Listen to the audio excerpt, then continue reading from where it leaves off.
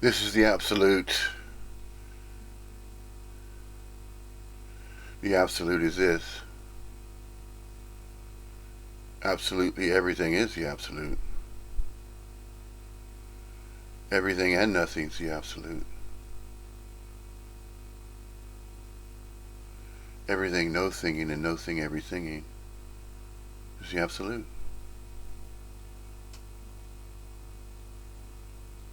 Any thought, any idea, any subject talked about, discussed in any language is the absolute, appearing that way. It appears this way and that way. The absolute appears absolutely everywhere. The everywhereness of everywhere. The absolute expresses as appearances of human corporeal appearances of body minds. Nobody needs to talk about the absolute. Nobody knows about the absolute. Nobody can control the absolute. The absolute is absolutely everything.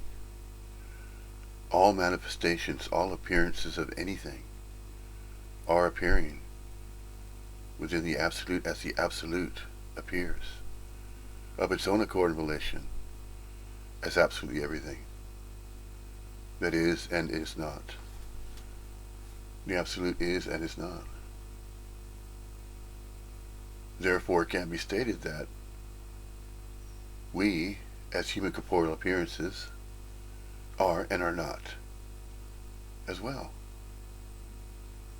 We are and we are not, mingling with absolutely everything. Mingling, coalescing, blending, mixing, oscillating, energetic movements, all energetic movements of absolutely everything will appear as absolutely everything appears.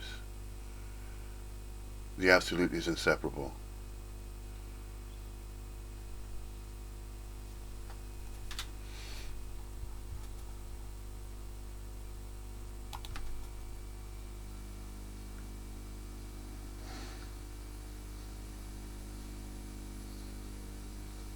No, I don't.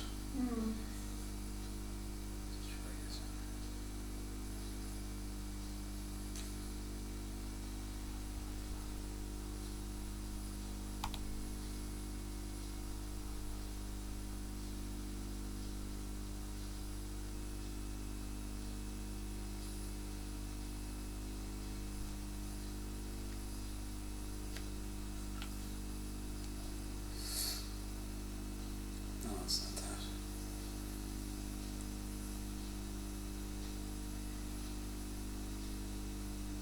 Anyway, hopefully you won't get so bored that you need to go surfing at night. No, indeed, yeah. I just always like to be connected. It's just maddening, but you know. Have you you haven't got it through your phone, is it? No, not automatically. I have to pay for it. So I just know it's for the Wi-Fi running.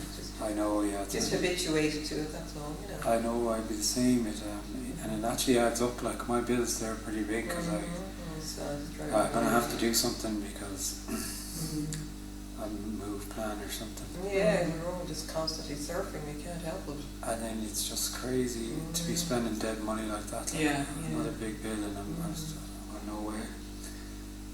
Just can't get off the web. It's as simple as that. Yeah, do a detox, digital detox, right? From the web. Your phone, like. No, well, I'm not on the phone that much, but I'm on, at home. Yeah. No, I have no intention of detoxing. I don't need to detox. No. No. It can be handy with that. It's all there on your phone. You can reach it for those. I don't even have a smartphone. Do you know? Do you? Yeah, but I have a tablet. Yeah, but that's better, you see, because at least you're using the tablet at a certain time and you do all your stuff. Yeah. But the problem with smartphone is just always there, like Yeah. you can check anything whenever you want. Yeah. I'm not on Facebook either, so or Twitter or any of that Twitter nonsense. Twitter, yeah. I'm not on Twitter either. I'm not drawn to do Twitter at all. everyone seems to be on Twitter now. Yeah, I yeah. don't know Twitter really. I have a Facebook thing, but it's about social media. Yeah. Well, you can get on Facebook, like I can get on your Facebook, even though I'm not on Facebook, because your Facebook is open. You can do the open ones, yeah. Yeah, so I can, that's enough as far as I'm concerned. Oh, yeah. So anyway, this is it. Still this. This is it. So,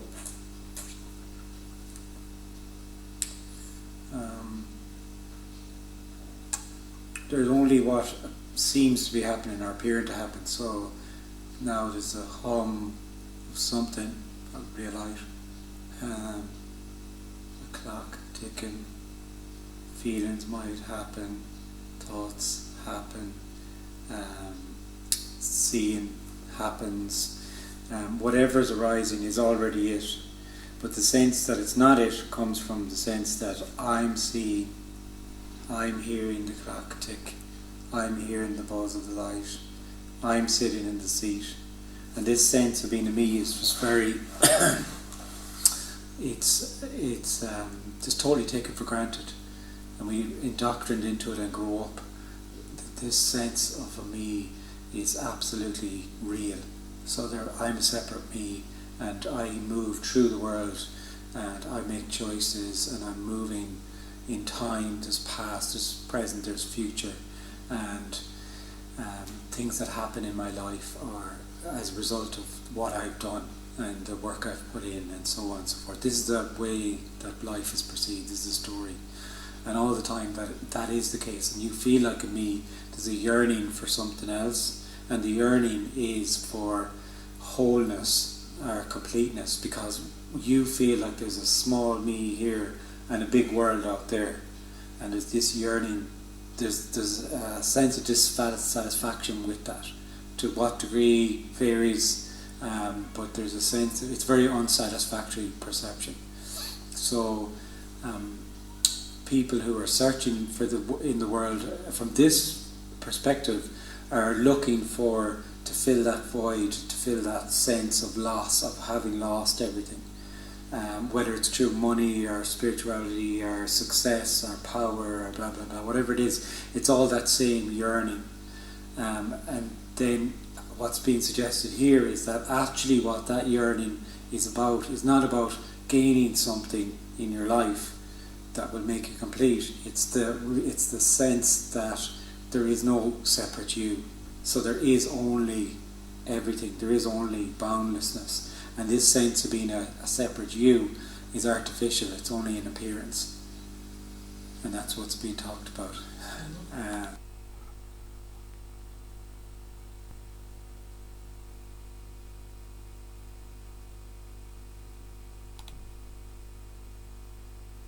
And yet, to discuss, to speak of that which is unreal, or that which apparently appears to happen, can no longer be discussed in the same way,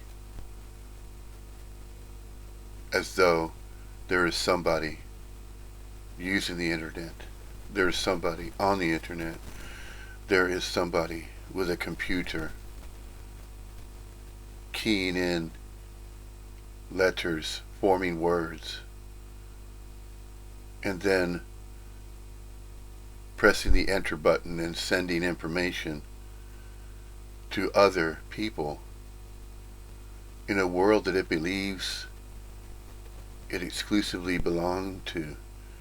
It once thought that it belonged to a world of physically real, solid, and exclusively real people. And that although it took that for granted, it believed it so wholeheartedly, it believed in everything that it thought about, and it reinforced what it thought about through its own beliefs. It believed it had its own beliefs, and it reinforced its beliefs by seeking other human corporeal forms that were thought to be exclusively real, exclusively physical, and exclusively solid, simply because it had been taking itself. It had been taking its mirror image, that which is observably visible in mirrors, as a human corporeal form, as it had identified itself, using a language that could be spoken by people, by a person. A person can speak a language. And if a person is speaking a language, the purpose of that language is to have meaning, that it has something to say, that it has subjects to speak of, that it has its own ideas and its own interests. It decides, and has decided, that it chose its own interests of its own life simply because it believes that it has its own life to live. And since it has convinced itself that it believes everything that it thinks about and everything that it believes it wants to talk about or desires to speak of, the desire to speak of a subject, and that subject is likened to an object. There is subjectivity of objects, and there is objectivity of subjects. Both are not necessary, and yet they are expressed.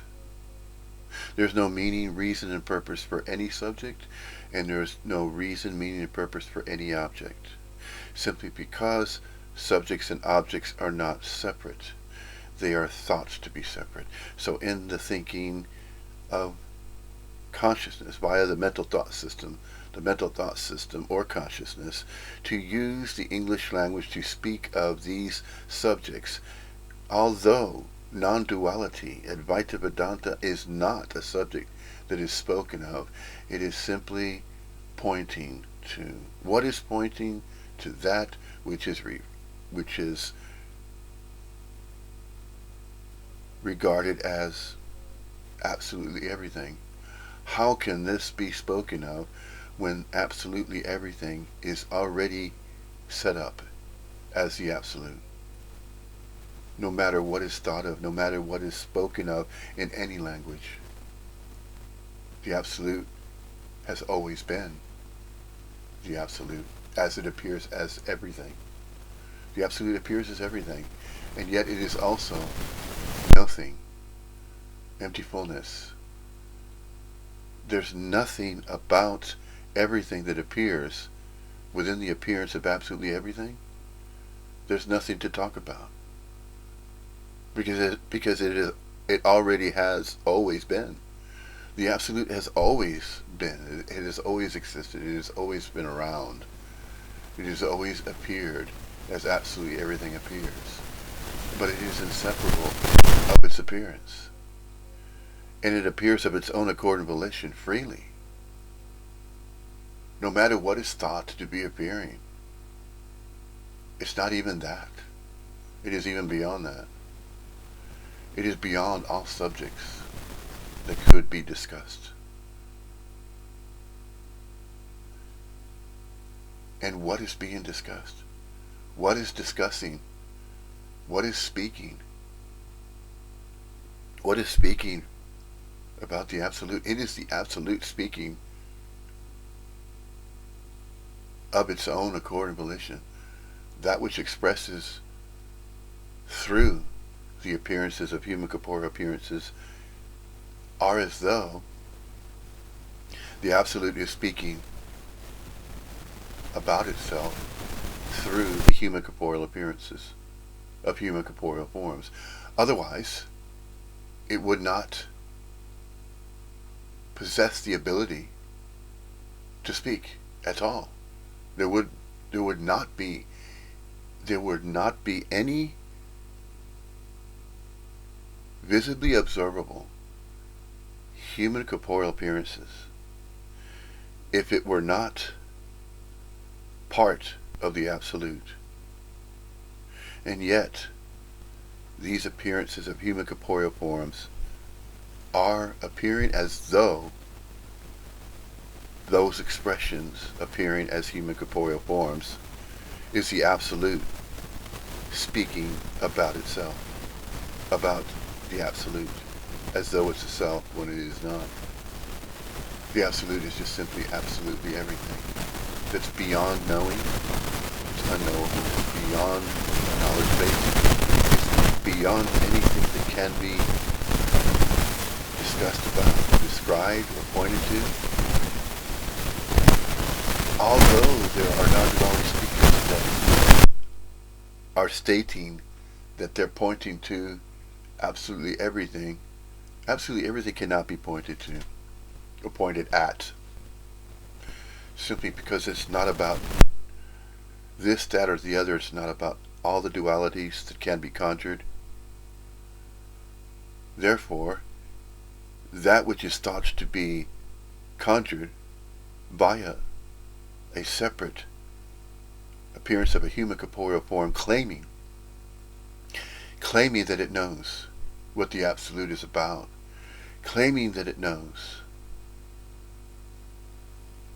a subject to talk about, claiming that there's importance regarding the subjects that are spoken, claiming that non-duality that is regarded as that which can be spoken of, that is the absolute, that's inseparable, although spoken of to some degree, is never enough. It's never enough, or it's not enough to simply speak of the absolute, simply because there is far more than just simply speaking of the absolute. So the Advaita Vedanta of the Sanskrit, of a language that is referred to as Sanskrit, and then of Advaita Vedanta that is mentioned as Advaita Vedanta in the Vedic traditions in India, in a place referred to as India, as though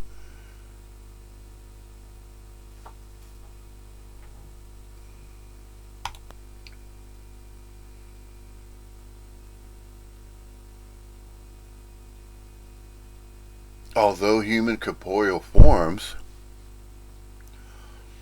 appear in one of innumerable ways, and these innumerable ways that are described as human corporeal appearances have no meaning, reason, and purpose. Therefore, it is not even worth mentioning. For to simply mention and regarding that which is inseparable, that which is absolutely everything,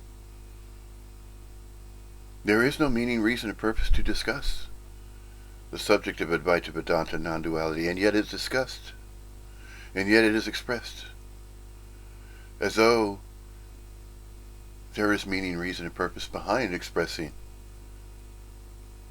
regarding that which is recognized as non-separation, as that which is inseparableness. Is it ever enough, or is enough spoken about non-duality, non-separation? Is there a meaning, reason, and purpose to discuss the subject of non-duality, non-dualism, non-separation, the absolute that is inseparable? Everything that appears as everything appears is discussed. There is speech that is spoken via the appearance of human corporeal forms. And yet, any subject that is thought to be a subject is just that.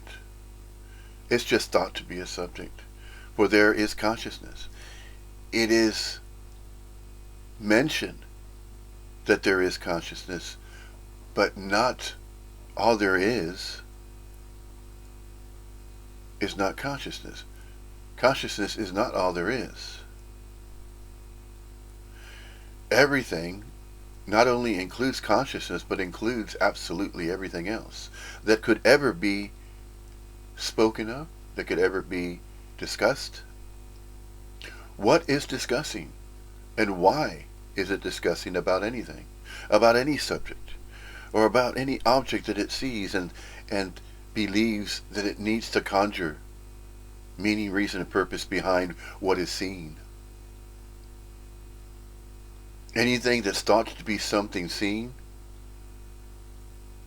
is thought to be discussed as though there is necessity. As though there is necessity behind the discussion about something. But how and why would anybody discuss about anything when everything is already not only anything that could be discussed, but it is also not so. That which is so can be discussed, and that which is not so cannot be discussed, simply because it is both so and not so. Therefore, to discuss about that which is not so is not that which can be discussed about, simply because it is unknowable. That which is unobservable, unknowable, unreal, cannot be discussed, simply because it is unknowable. Unknowable. That which is unknowable cannot be discussed.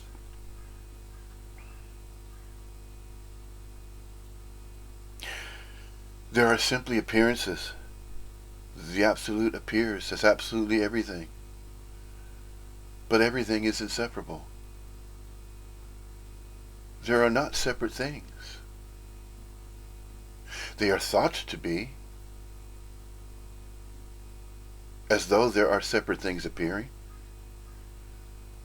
Appearing as the Absolute appears as absolutely everything. It is so and not so. We are and we are not. It is as though the Absolute has included the human corporeal appearances of human corporeal forms, as though to have them appear, have all human corporeal appearances to appear, so that the Absolute can express through absolutely all human corporeal appearances, regardless of what language is thought to be spoken, what language is conjured, what type of communication it may be. Communication appears in one of innumerable ways. There are innumerable types of communications. There are innumerable subjects that are conjured and brought up via the self-conjured, conjured self. It is neither right or wrong that it apparently appears to be this way or that way. All dualities that are expressed to some degree, and that every single degree is separate from other degrees when it is all whole and perfect and complete, and the Absolute is just perfect and complete, just as it is. It is set up. It has always been this way. And the way that it appears, as these appearances of absolutely everything, is the way it has always been. Therefore, it is not. It is and it is not. It is a human corporeal form that's temporarily appearing, visibly observable, in space and time, for an indeterminate duration of space and time, and impermanently so and not so. The permanence that is mentioned by a self-conjured conjure self is not exclusively that way. Therefore, it is to say that that which was once thought to be exclusively so, exclusively real, exclusively solid and physical and permanent, was never that way. Was there a meaning, reason, and purpose? Were there meanings, reasons, and purposes behind, and are there meanings, reasons, and purposes behind these human corporeal forms that are expressing in one of innumerable ways? It just apparently appears to be the absolute expressing via the appearances of human corporeal manifestations and forms. Therefore, there are no single human corporeal forms separate from everything else that can be discussed, that can be pointed to, that can be objectified and subjectified, the subjects that are thought to be objects to discuss about, to talk about separate objects, and then naming and categorizing and stating as though there's a single human corporeal form that needs to state that there are separate objects that can be talked about and subjects that pertain to objects, and then the objects have subjectivity, and the subjects that are talked about are referring to objects that are separate objects to talk about. It is all inseparable. The absolute is inseparable. Therefore, there are innumerable, infinitudinally complexified subjects to talk about, as though there are innumerable objects that are discussed, and subjects that are related to separate objects, and that each object can be discussed or referred to or talked about. All of it is unnecessary to discuss, and yet there are discussions that take place. Simply because the self-conjured self has convinced itself that it believes it needs to. It needs to have need and purpose and necessity to exist. It is as though the human corporeal form must know and must take action with activities to do. It had believed that simply because the self-conjured selves that apparently appeared to become before them, and the becoming was that in space and time, and the story of Earth refers to generations of human corporeal forms appearing in one of innumerable ways. Therefore, the institutions that were formulated eventually took the observation in space and time, the abilities that were thought to be abilities from, to, by, and for self-conjured selves, and that the human corporeal form that began to appear and then began to speak and communicate, the communication, the transmission, the messages, the subjectivity regarding the appearances as a human corporeal form, as it is described in some language, in one of many languages. There are up to 55 or 56 or so distinct languages spoken regarding the story of Earth. The story of Earth is told via these human corporeal forms. The human corporeal forms believe that they must, or that they should, or that they can, simply for the sake of speaking about that which is visibly observable. The human corporeal form is as though it is the spokes, but they are the spokespeople, or that each human corporeal form is a spokesperson on behalf of the Absolute. Therefore, it could be construed or could be interpreted as though one of innumerable forms that are apparently appearing to appear as life forms appear in nature, one of the innumerable types of life forms that are spoken about, that can be identified as though there are life forms to speak of.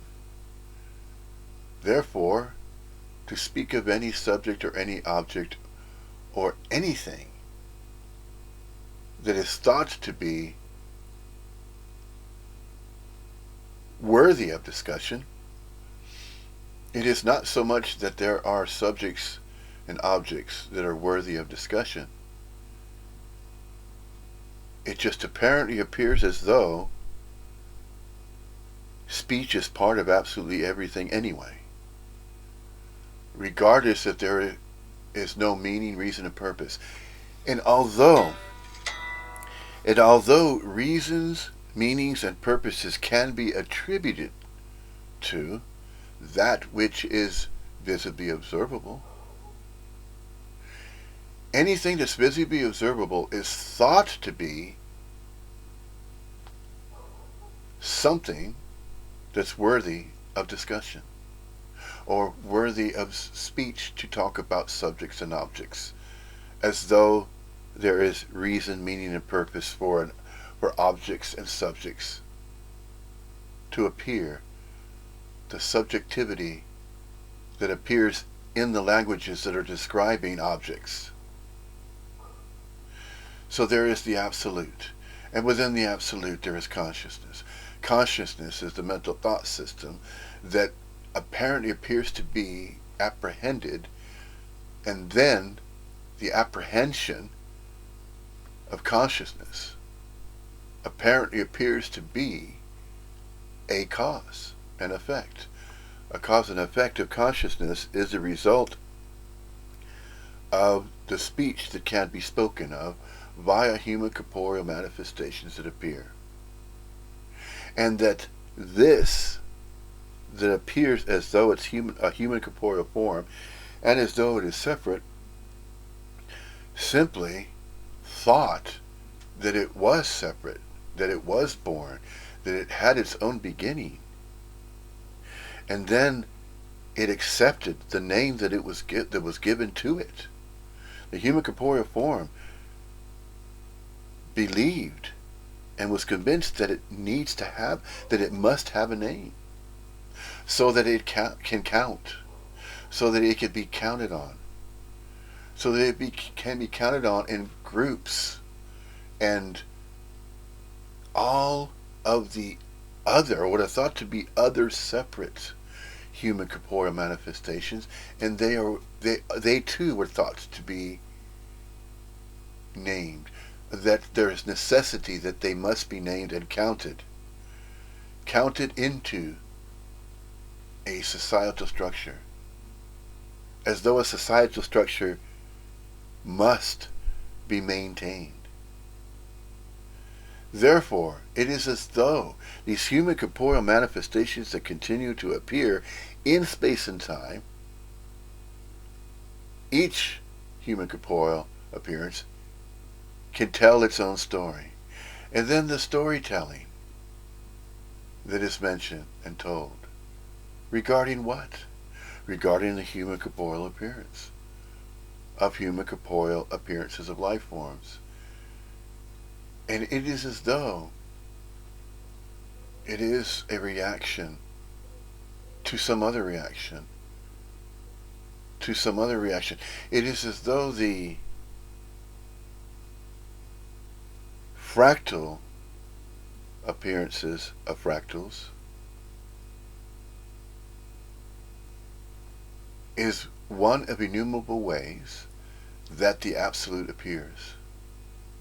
Now, although the Absolute is, and it is not, and although the human corporeal appearances are coalescing, mixing, and blended, They're blending, they're mixing the activity, energetic movements of blending and mixing, oscillating, vibrating, the resonance, vibrations of sounds, vibrations of light, light bodies, light forms, everything that can be visibly observable and explained and spoken of via languages apparently appears to be the consciousness, the mental thought system, expressing via the mental thought system and consciousness, as though that too is part of the absolute. And it is as though the absolute is expressing itself through consciousness, and that consciousness expresses expressions of infinitudinal complexification. It is infinitudinally complexified with innumerable arrays of energetic manifestations, energetic movements, that this infinitudinal complexification that can be spoken of is the infinite universe of infinitudinal complexification. It's infinitudinally complexified. The absolute is. Since it is inseparable, since it is absolutely everything and anything that can be spoken of, absolutely all subjects that could ever be spoken of via speech, via sound, the utterance of languages heard and understood, within the environs of a human race, within the environs of the human race, of the societal structure, there are 55, 56 languages, and the complexity of that is included. Absolutely everything is included that could ever be thought about, discussed, spoken of, mentioned in any language. It is simply one of innumerable ways that the absolute expresses. Simply because, not because of becauses, because to be, the beingness of being, the isnessing of ising, or beingness of being, we are when we are not, both simultaneously real and unreal, observable and unobservable, knowable and unknowable, unreal and real. The realness is this that is thought to be not only fingers rubbing together, but mentioned in the English, in one of many languages, and they agreed upon universality. Universality, the all-encompassing agreement within this, what apparently appears to be a societal structure, and via the internet. And the internet, it is as though the internet is a representation of the societal structure. And so it justifies. So then the self-conjured conjure self begins to group together, and then it begins to find meaning, reason, and purpose. It begins to seek it, and then justifies it, and then discusses and talks about it, among other human corporeal appearances that are in agreement to believe that they are separate from one another, that they are separate from each other. But yet, at the same time, not only do they appear as though they're separate from each other, but they are also one and the same. That they are related, that they're interconnected, but they're not exclusively separate. They're not absolutely separate. Therefore, that which apparently appears to be separate is not really separate. It is both. It is separate and inseparable. Therefore, to discuss and express via the language, via the mental thought system, via consciousness, can be seemingly so, but not exclusively so, to be discussed, to be talked about, and to be mentioned But the mentioning and the discussions that take place regarding subjects and objects, subjectivity and objectivity, are innumerable. Therefore, it can be stated in this way, using the phrase infinitudinal complexification. That's referring to the complexity of infinity. The infinitudinal complexification of infinity is not only complexified, but it is also infinite.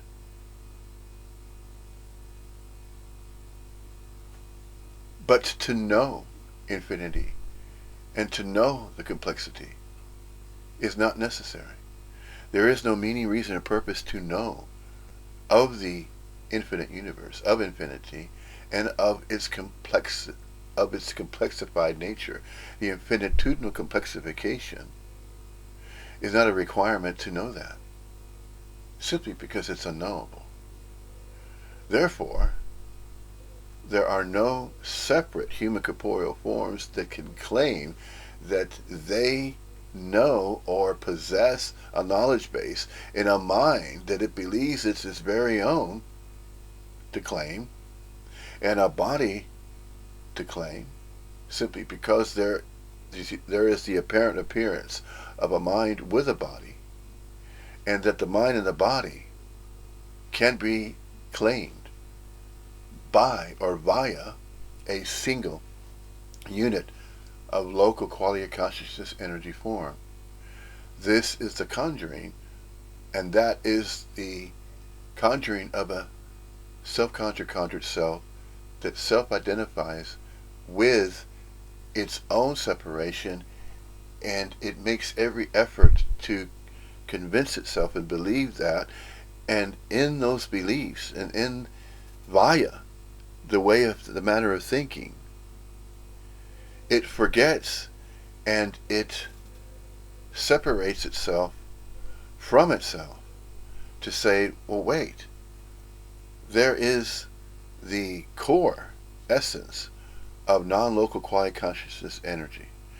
There's a non-local quality consciousness energy field. Although it appears as separate, it is still part of the absolute. It is still the whole. Although it apparently appears to appear out of nowhere, out of nothing, but that's simply just no thing that is not appearing until it manifests and appears. Therefore, a non-local quality of consciousness energy field somehow and in some way, out of nowhere, from nothing, manifests in space and time, but temporarily so. But not exclusively temporarily so. Simply because that which is unreal, unobservable, unknowable, and unobservable is from nowhere, out of nothing, and yet appears. Takes on an appearance. Non-local quality conscious energy takes on manifestation, takes on an appearance as one of innumerable energetic movements from the infinitudinal complexification of the Absolute. The Absolute produces, it's as though, it apparently appears as though the Absolute is producing absolutely everything and anything that could appear within everything. Therefore, everything that appears, there is anything that can appear. And then, within anything that appears, there are things, as though there are separate things appearing within anything that appears. Simply because within anything that appears, and all of the causes of the becauses, and causes and effects are included, all the dualities are included, any duality that could be conjured via a so-conjured conjured self can be expressed. And it is expressed in one of innumerable ways. The countenance is too great of absolutely everything that appears.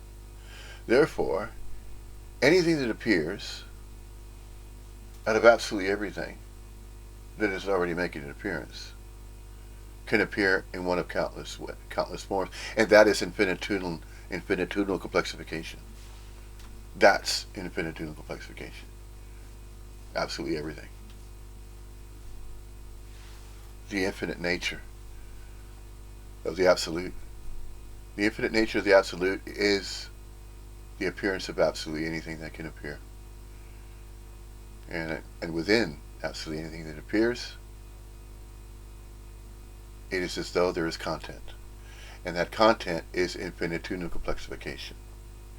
Therefore, any subject, any object that is discussed is not separate from all other objects and subjects that can be talked about.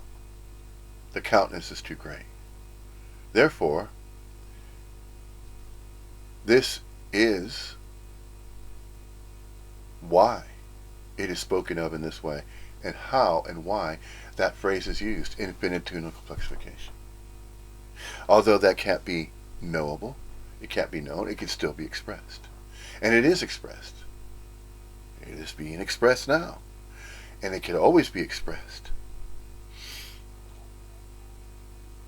Simply by what?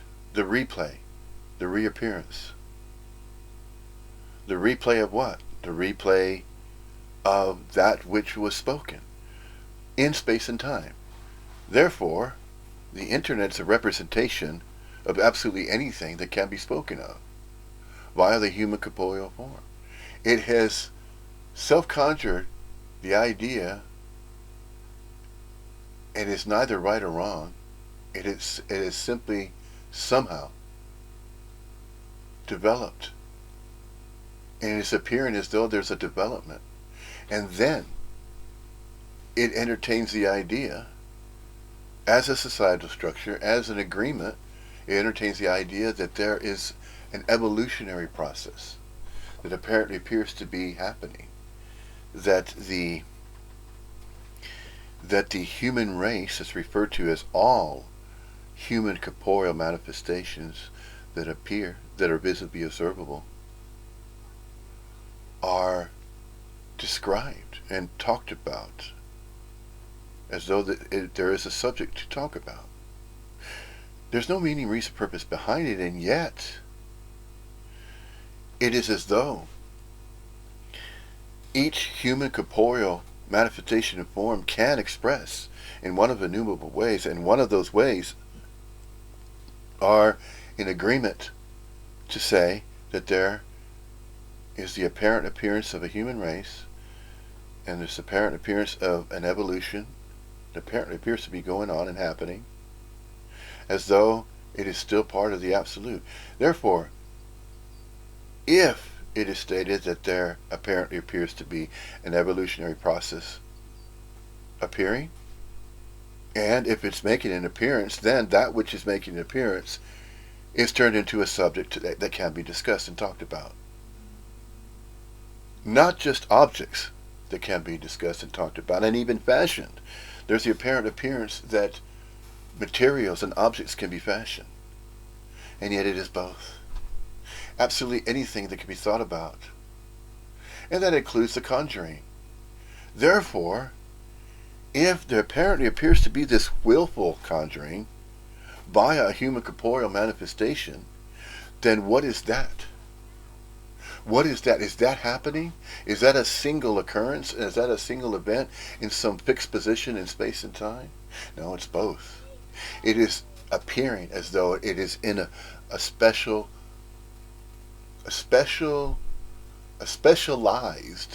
coordinate or fixed position in space and time. How can that be specialized?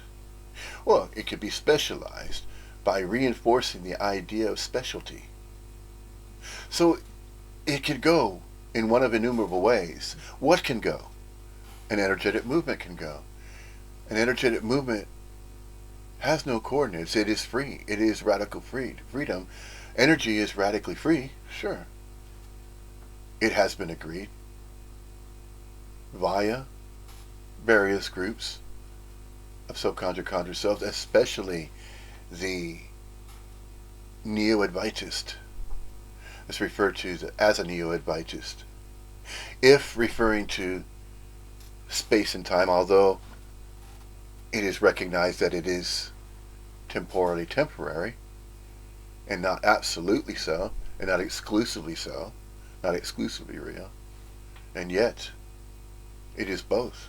It is that exclusivity of realness and also the exclusivity of non-realness, of that which is unobservable, that which is unknowable, that which is unreal. To say that there's relegation, to say that that which is unknowable, unreal, unobservable is relegated to the unknowable, the unrealness, the unobservability of that which is unobservable. That which is unknowable is relegated to that which is simply unknowable. But is it exclusively unknowable? No. It is both knowable and unknowable. Therefore, anything that can be known is both knowable and unknowable anyway, regardless of what any human corporeal manifestation can claim to say, to state in any language. So the claiming of statements in any language is not separate from every other claim that can be stated via a human corporeal manifestation. It is all intermingling, all the energetic movements of absolutely anything that can appear. And it does. It's appearing as the absolute anyway. Regardless, the setup's already been laid out. It's perfect, whole, complete, just as it is. Therefore, any human corporeal manifestation can speak in any language and refer to that which is inseparable, and one of innumerable ways. Although it speaks and expresses via speech and sound, it is heard whenever the vocal cords of a body-mind are manipulated in a particular way. What is manipulating the body-mind via the sound, via the utterances of language that is spoken? What is manipulating that? That's non-local quality consciousness energy. That's what we are. What are we not? What we are not is the temporal temporariness, the appearance itself. The appearance is not an exclusive appearance, as though that is a separate appearance and then there's another appearance that's separate. No, these appearances, they appear, disappear, and reappear. But the organization of the infinitudinal complexification is not necessarily organized, and yet it appears completely, entirely different, simply because those differences and contrasts that are apparently appearing as though there are differences, separate little differences, the countenance is so great that it simply becomes that the recognition is not so much of becoming, but that it appears as though in space and time things are appearing and that they're becoming appearances. The manifestations, using the English language to describe this activity or this action of manifestation appearing, from non-local quiet conscious energy out of nowhere from nothing, temporarily appearing as something. But that something that it is appearing and manifesting is appearing in one of innumerable ways. That's the infinitudinal complexification. Whatever can be temporarily, visibly observable is knowable, but it is only knowable for an impermanent, indeterminate duration in space and time. And that is one way, one of innumerable ways to speak of non-separation, to speak of Advaita Vedanta, to speak of non-duality, non-dualism. The infinitudinal complexification of that is immeasurable. It's infinitudinally complexifying. It's not knowable how it's infinitudinally complexifying. How is the absolute of its own accord and volition to apparently appear to cause absolutely everything to appear as it does, as though it's some type of a setup, or as though it's some type of reality base and that there are separate realities, separate dimensions to exist upon. No, it just appears that way. In my Father's house there are many mansions, many dimensions. These many mansions, were they constructed? These mansions, were they built? Were they set up? Nobody knows that. And yet it is stated. Father's houses, Father's mansions. The Father inherited the mansion, or did he build it with his own hands? Could have inherited it, could have hired contractors, several builders, to construct a mansion.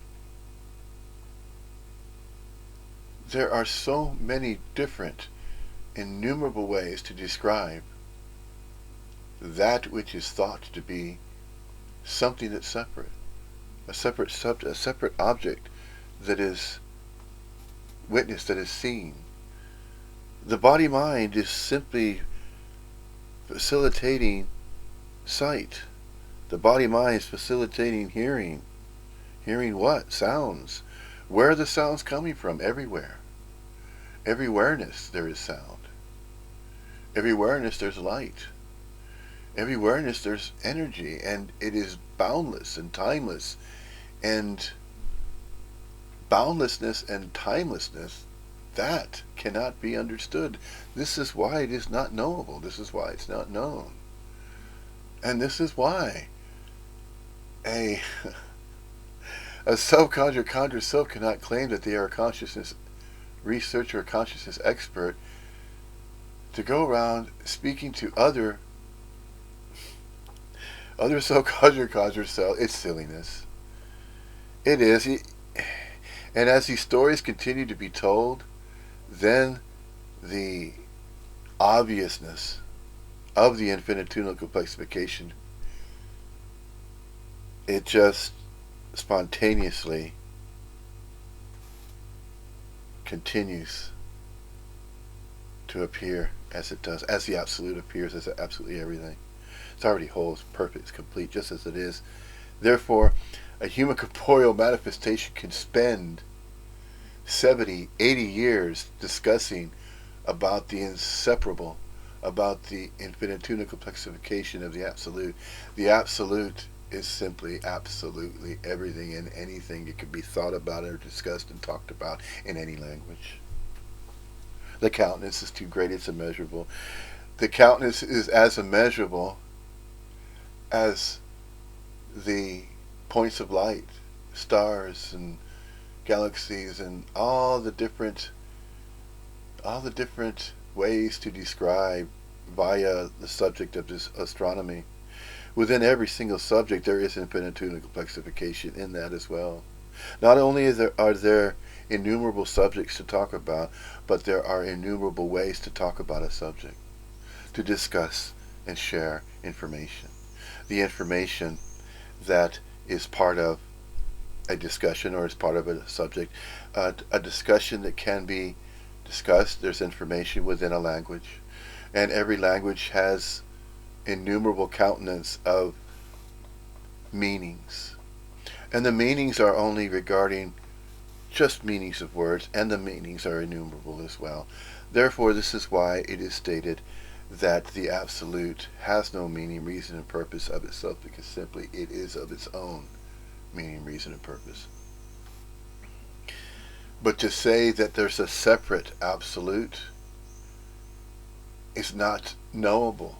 Nobody knows how absolutely anything can appear and everything appears.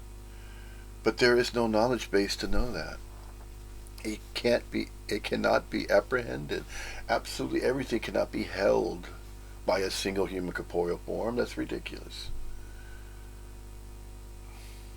Just as sunlight. Sunlight is consistently producing the light. Light need not seek itself. Does light have to seek light? No. Does a human corporeal form need to seek anything? No.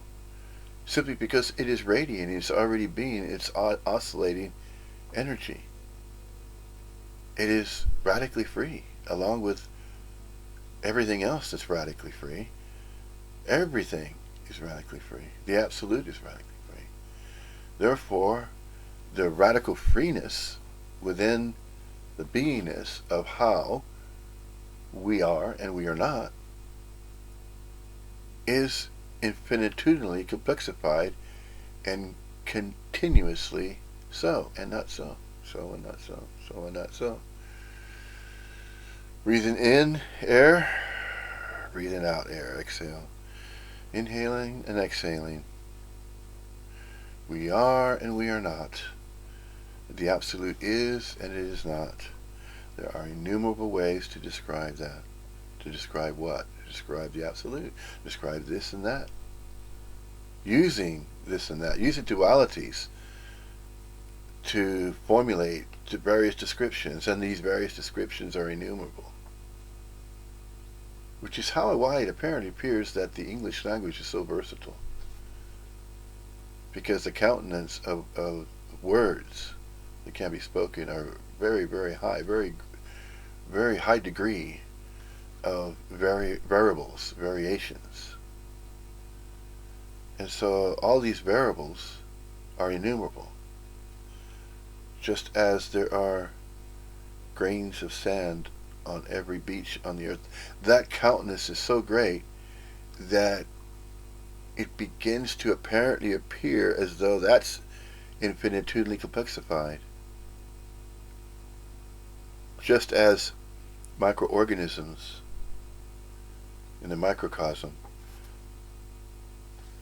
every single little bacteria, every creature, the countenance is too great there in every kingdom, or what is referred to as a kingdom, the microorganisms, the microcosm of microorganisms. Countless too great of all the different types of little amoebas and bacterias and the microscopic life forms. And then up to the plant kingdom and then the insect kingdom. And within all these kingdoms there's infinitudinal complexification. It's just incredible. It's extraordinary. The extraordinariness, it's just beyond imagination. To try and imagine counting absolutely everything that is absolute. It's impossible. It's impossible. It cannot be achieved. There are no achievements to achieve for the absolute to appear as absolutely everything. Is there anything for anybody to do? No. There is no doing. There is simply being. And being what? Being with the absolute. Simply that. That's simply mingling, coalescing, and blending with the absolute. Absolutely anything that can appear, and may appear, will appear. If it does, it does. If it does not, it does not. We are, we are not. The absolute is, and it is not. Non-local quiet consciousness energy manifesting for an indeterminate, impermanent duration in space and time, temporarily so, and not of space and time. We are, and we are not. Or, we are, and we are not. Or vice versa, the other way around.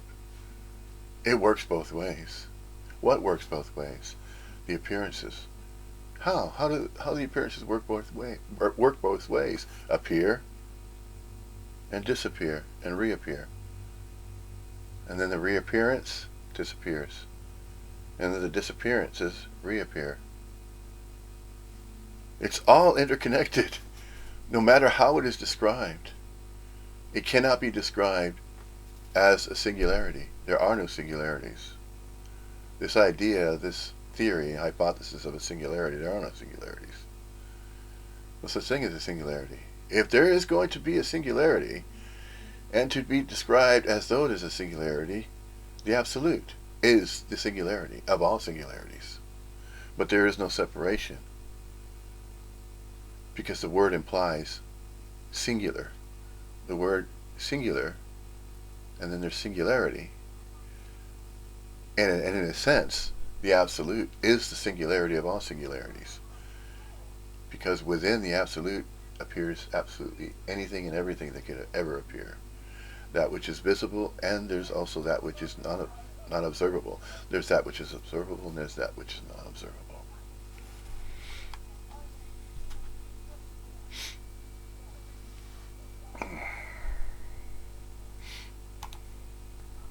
So what happens is it's shared, and we talk about it, and there's no right or wrong here. You can't really say anything that's silly, or if it's there to be said or it's there to be asked, then it's just just say it. And through discussing it, it can start to become quite apparent that really held energy of being a me, it's not real. It can start to become quite obvious that this thing of a solid me that's in here, bound by the skin and up maybe behind the eyes, or that you're in there, that's not real. But that's not a goal of this communication. There's no goal for ye to be not separate anymore, because from this perception there is no separation whatsoever. There's just energy raining on the roof, energy clicking on the clock, energy peopling, and that's the perception, that's the way it is. There would have been a sense of feeling like a separate person here, and when that appeared to fall away, it was seen it was never really there. So this is the paradox of what's being shared. It's not that there's a separate me that then fell away, because when it appears to not be there, it's very clear that it was never really there. So we're not even talking about something that could happen to you, because it's not going to happen to you because you're not there from this perception. And what's being suggested then is really that it's totally known already by the apparent individual, because what it is childlike wonder at the world, that newness in everything, that everything's new. And as we grew up, we became more indoctrined into this me and the world, and we became more, everything then started to become stale eventually, because it's Monday again, I'm driving in my car and I'm going to work, and everything, this sense of repetition and everything, there's a staleness to everything, whereas actually the way life actually is, there's no staleness whatsoever, because everything is and isn't. It's always new, everything is always new. But to see that is not for you to see that, it involves a loss and not a gain. But the wisdom we have or the perception we have as a person is that I'm going to, I can get something to see what's being suggested here or whatever, but it's actually not to do with getting anything, it's to do with a loss. So when we were up to the age of 2, we were, as you say, just childlike wonder, so we had it then. Yeah.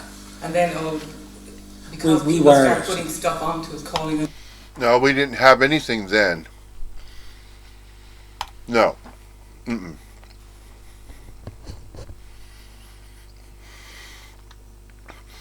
This idea of a self-conscious, conscious self as an infant, and so-called an infant or a baby. That description of an infant, of a baby, is not the way that it was stated to be that way. Because it's not exclusively that way. It is not exclusively so. No, it is not that way. It was only conjured to thought to be separate by itself and lonely and helpless, and a little baby that needed help by its parents. And you see in nature, you see lions. You see a lion, or we can refer to any species.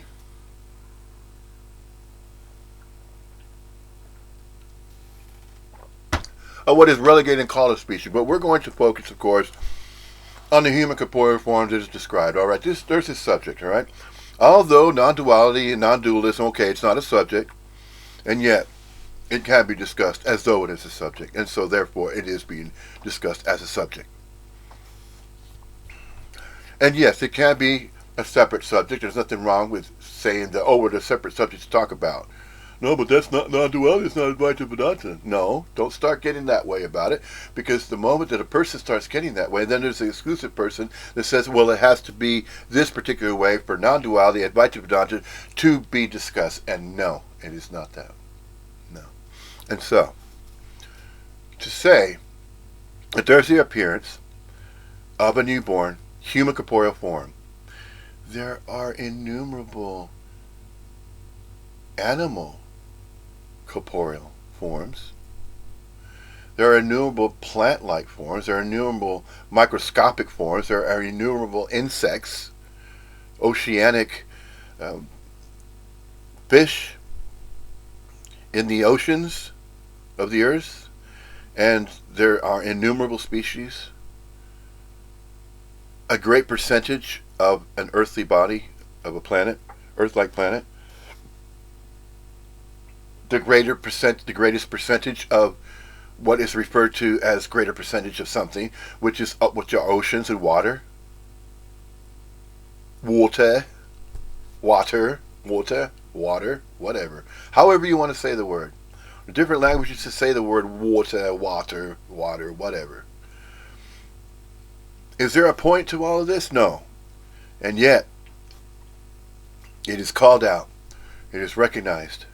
If a self-conjured conjured self is going to continue that way, there are going to be these appearances now of more neo-Advaitas, and they are growing in numbers just like any other virus.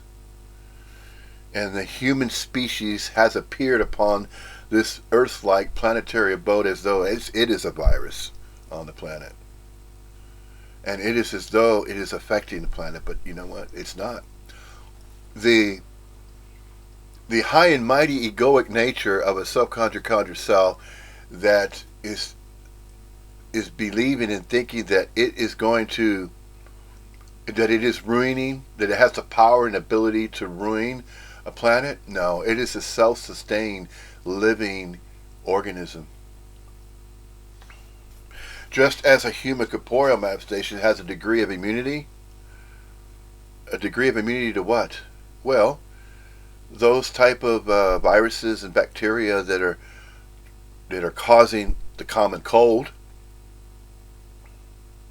but they're so innumerable in their countenance.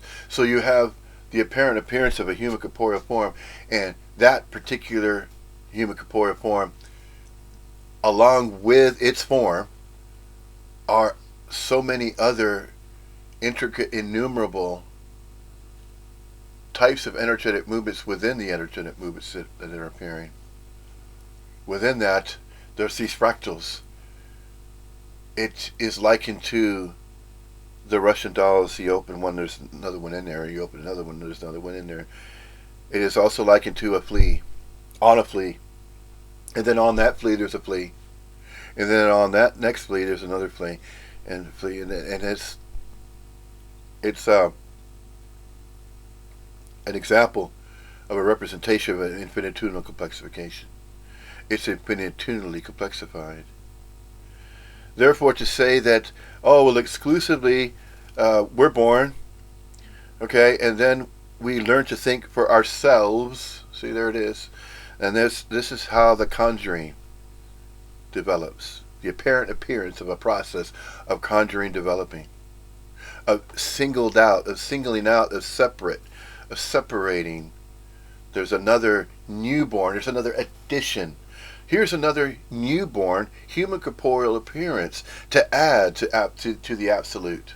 Now, the absolute does not require any new additions. No, there are no new additions to the absolute. And there's neither removals as well. So to say that something dropped, that this self-conjured self dropped, the only thing that dropped was the apprehension of the mental thought system and thinking in terms of a single person or a single entity that has claimed its own single, physically solid, and exclusively physically solid, exclusively so, and not recognizing that the not so-ness of the Absolute. The Absolute is also no thing. It's nothingness. The nothingness of no thing. This is why empty fullness has been referred to using the English language, taking the words empty and full at the same time. Because it is both. The Absolute is and it is not. It is full, fullness appearing as fullness, absolutely everything. And it is not. It's empty.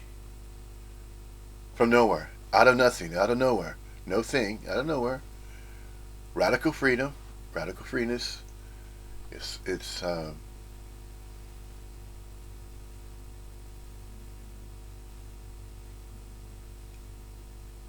is absolutely everything. Everything no thinging and no thing everythinging. Spacious aliveness. Empty fullness. But that's not knowable, see? Although speech is heard, and then these phrases are mentioned, and it is heard, and it is an unspoken yes. And just to entertain the idea alone, and then not even thinking about it, because you don't. See, that's the conundrum. That is what most self-conjured selves will not admit. They will not admit that they have been thinking about everything a certain way. Oh, well, I need to do something. I need to be part of everything, and you're a part of it, regardless if you think about it or not. Because it's not in the thinking, it's not in the knowing. You don't have to know it. Nobody has to know it. Because there is nobody knowing about the Absolute anyway. It is already busily engaged in the beingness of mingling and coalescing and blending. It's already part of the Absolute anyway. Therefore, to try to single out via consciousness, via the mental thought system, to think about separation. Well, I am a special person. I am living my own life. I have my own free will and choice to live my own life, and to hell with everyone else. I don't care what you do. I'm doing my own thing. You do your own thing, whatever, go ahead. No, it's never been that way. So therefore, the self-centeredness and then the isolation and then this feeling of loneliness is ridiculous. And then it used to feel that way because it was trying to figure it out. It was trying to think about, well, how, why am I separate? What makes me so special? And once that's recognized, you realize, oh man, all these silly, stupid games of saying, oh, it's mine. Let go of it. It's mine. I want that. It's stupid. Stupidity is ignorance. The ignorance of not recognizing that there are no separate things for anybody to have and to hold and to claim. No, it was never that way. It was all simply conjured. The conjurings of a self-conjured conjured self are innumerable. They're immeasurable of how many conjurings can be conjured. And yet, it is not going to affect the Absolute. It won't affect it one bit, not at all. Therefore, nothing needs to be thought about. So don't entertain any ideas about anything. You don't have to. If there is a self-conjured self that believes it has its own free will and choice, we'll go ahead and exert it. See if that gets you anywhere. It's not going to get you absolutely nowhere. Because there's nowhere to get. There's nothing to get. Nobody has to seek anything.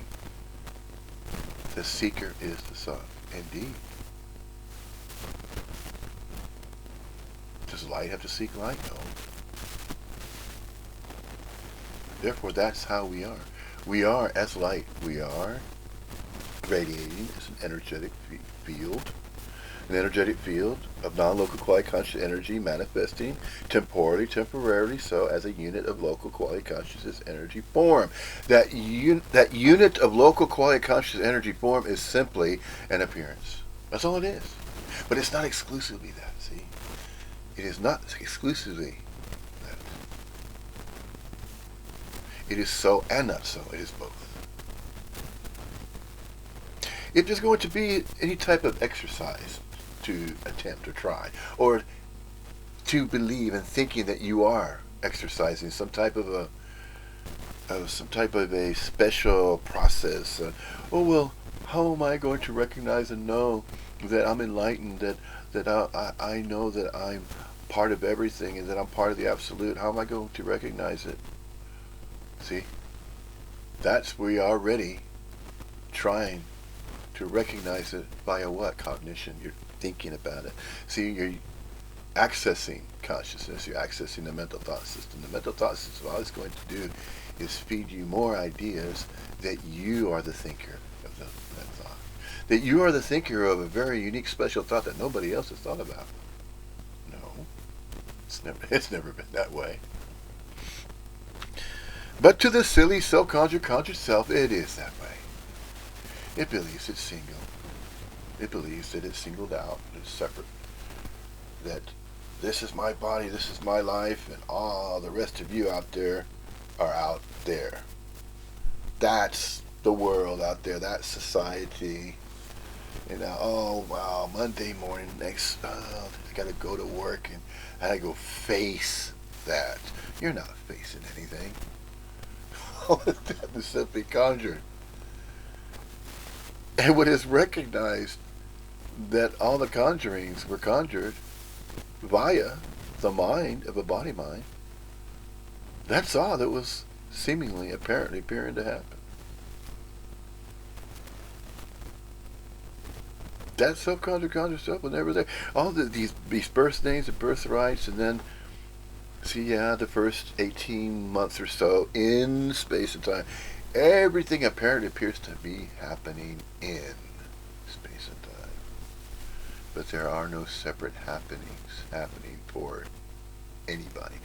There are no separate happenings happening for nobody. Nothing happens for anybody. Nothing happens for a single person, a single self-conscious conscious self. Nothing happens for, to, by, and from anybody. Nobody is separate from everybody and everything else. So you see, there, if it has to be continuously stated this way, well, that's the beauty of what? The recordings. If you have a camera, you have equipment, you have a decent computer, decent camera, you come up with the screen camera program that this is being utilized, all this equipment right here, and creating a recording of what? Capturing, as though there's the capture of space and time. As though this is capturing these moments and putting them together and then numerating them.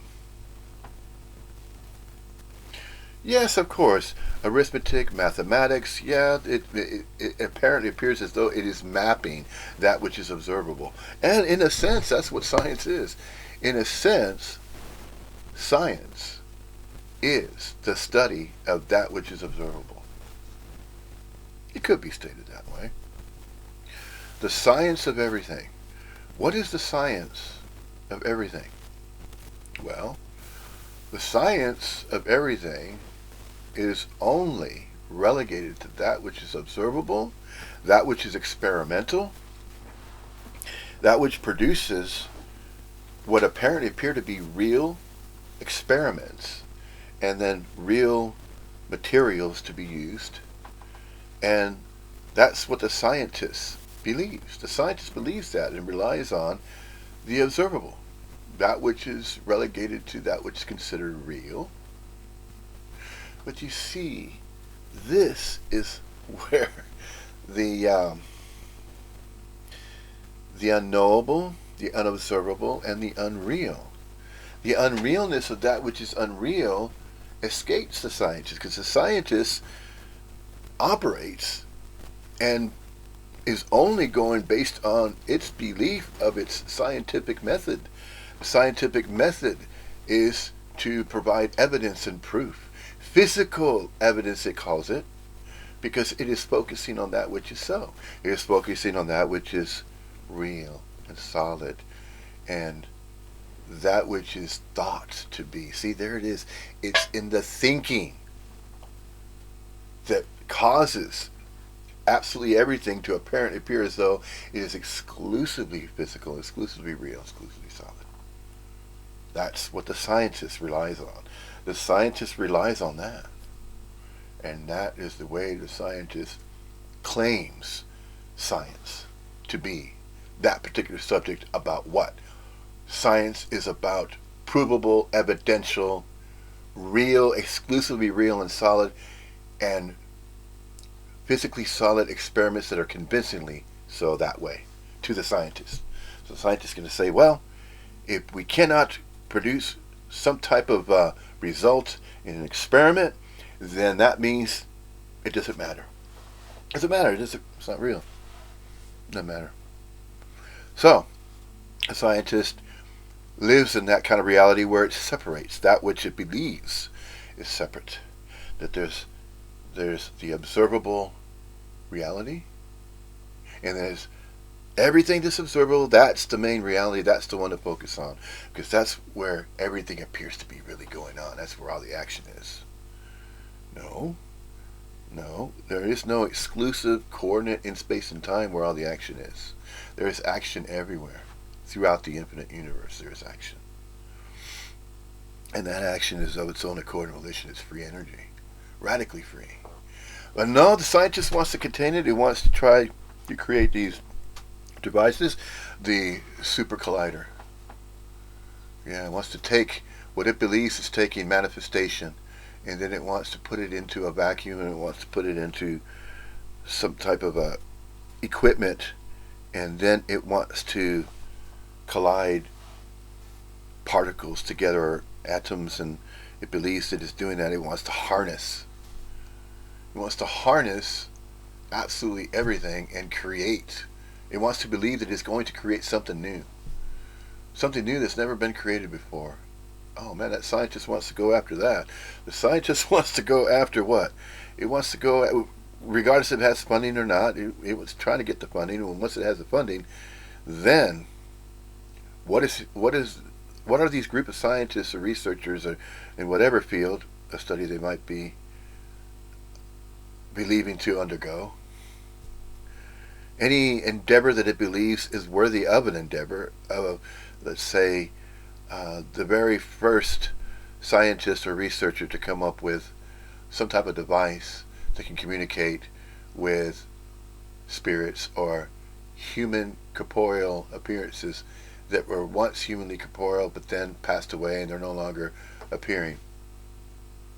Now, see, that's that conjured idea again. This conjured idea that there's this separate soul, okay, this separate little plasmic orb, like an orb of light, and that a soul is that orb of light, and that it leaves the physical body, and then it goes somewhere else, into some higher realm, some higher dimension, the etheric, heavenly realm, where all the angels, all the angelic realms, where the four orders of the angelic beings, they reside in this higher dimension, this higher realm. Wow, that sounds great. I'd like to be part of that, wouldn't you? Well, yeah.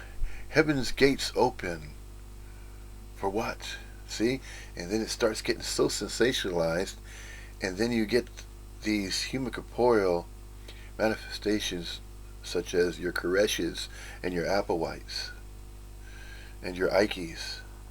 You know, they're all going off on these different tangents of the mind. They're conjuring these fanciful ideas of imaginings. And they're focusing on these imaginings, saying, oh, it might be like that. It's probably that way. But I can't prove it to anybody else. I believe it in my own mind because my mind's conjuring that idea, so I'm going to apprehend that thought, that imagining. Just as the case with Applewhite, the group of other self-conjured conjure cells believe in what that particular body mind was conjuring. Applewhite said, see the Hades comet? Jesus Christ is on it. We all need to take our own lives, so that after we take our own lives, our souls will join Jesus on that comet that's going by out in space. Really? Seriously? You sure about that? There's no return. You're not going to come back after you find out what? You're not going to find out anything. It's just simply energy. And it goes wherever it goes. Just as the wind. Who knows where the wind blows? Nobody knows where the wind blows. Does it go anywhere? No. Can you see the wind? No. Can you see air moving? No, not necessarily. Oh, I can feel it on my skin. Oh, see, there it is. My skin. My face. I feel the wind on my face. See, that's just the manner by which the English language has been used. It's a type of condition. It's not wrong to say that. It's neither right or wrong. It's just an observation. An observation by, to, for, and from what? Oh, the self-conjured self. Yeah, the self-conjured conjured self. See, the conjured self has conjured all that. It has conjured absolutely everything. After what happened? Well, getting back to this particular part of this particular satsang that was held in Galway, I think it's in Ireland, and the birth name and birthright of Kenneth Madden. Okay, and this was published on the 15th of June, and today's the 18th. This body mind just happens to have all this extra free time. So what is it going to do? Well, it thinks it's doing, but it's not. It's an appearance of doing. That's how it's been stated. Other non-duality speakers attempt to describe that. You put it into words and say, what's going on? What are you doing? You're a non-duality speaker? Are you really? What is your name? See? If you're going to mix it all like that, and you hear it just as this particular recording, this particular one, the birthday and birthright of Kenneth Madden, and then there were a group of people gathering together, yeah, and having a residential. That's what's referred to. So that's just like the spiritual retreats, residentials, satsangs. All that doesn't matter. Where 2 or 3 human corporeal forms gather, the absolute is there. Where 2 or 3 gather, the absolute. There's a representation of absolute, and then it's discussed, it's talked about, referred to. And that's what apparently appears to be this new Advaitans movement is about that. It's about what? It's about everything. It's about the absolute. Let's talk about absolutely everything, shall we? And what is that? Oh, that's the absolute. It's spacious, alive, it's empty fullness. Is there any other subject worthy of discussion? Wow, if there ever was one, wouldn't it be this? Wouldn't it be this subject regarding the absolute? But see, the subjectivity of the absolute, there's no such thing. And yet, how else can it be discussed and talked about and turned into a subject? But, what happens then, though? There's the vulnerability of a self-conjured conjured self to do what? To begin to take that information about Advaita to non-duality, uphold it to itself, give itself a spiritual name, and do what? Guruing. And that's what it does. And you see it. Eckhart Tolle, Muji. There's this human corporeal form, so named Muji. And that human corporeal form is getting its feet kissed. It is being worshipped, just like any other religious figure. Worshipped. Is that necessary? No, of course not. Why? Because it is not a separate, greater entity. This human corporeal form is no better and no worse than any other human corporeal form that appears. There's the balance. There's the equality. Now that, right there, is the absolute, whereby absolutely everything is equivalent. It is intermingling. It is the sameness, same energy. It's energy. That's the equilibrium behind absolutely everything. The absolute is the perfect balance. Already full, whole, complete. It is the infinite universe. The perfection beyond any type of perfection that can be imagined via a self-conjured self. A conjured self's going to try to imagine what can perfection be like. What is the absolute? If it's whole, perfect, complete, just as it is, then I must be that too. I must be mingling with it. Yes, absolutely. Absolutely every human corporeal form has always been and always will be part of it. Always will be mingling with it, because that's energy. That's what we are. And what we are not is the appearance. So you can't single out the human corporeal appearance and say, well, yeah, we are. That's what we are. We are that. That's it. Just leave it alone. No. Both. Both. It is acknowledged, is recognized that what? We are and we are not. Both.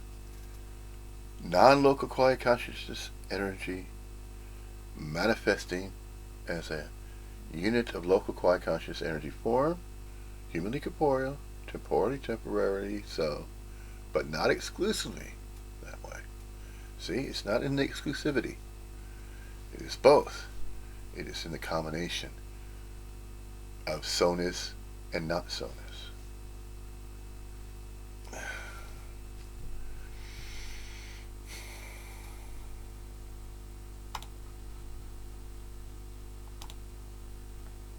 Well, it's what appears to happen. Like, it's not that anyone has done it to us. Probably up to earlier than 2, I'd say 1-ish, definitely, and then any time then between. There's no rules for it, but any time then between maybe 1 and 2, definitely, and even earlier than that as well. There can be this energetically, the sense of the me comes into the child, but it's not very contracted. It's still quite energetically quite wild compared to what we would feel as adults. As adults, we very much feel this, and as teens it gets on a very contracted sense. So it's not quite. There's much more of a spontaneity to it, but as a child, then it is that childlike wonder. That's exactly what's been suggested here.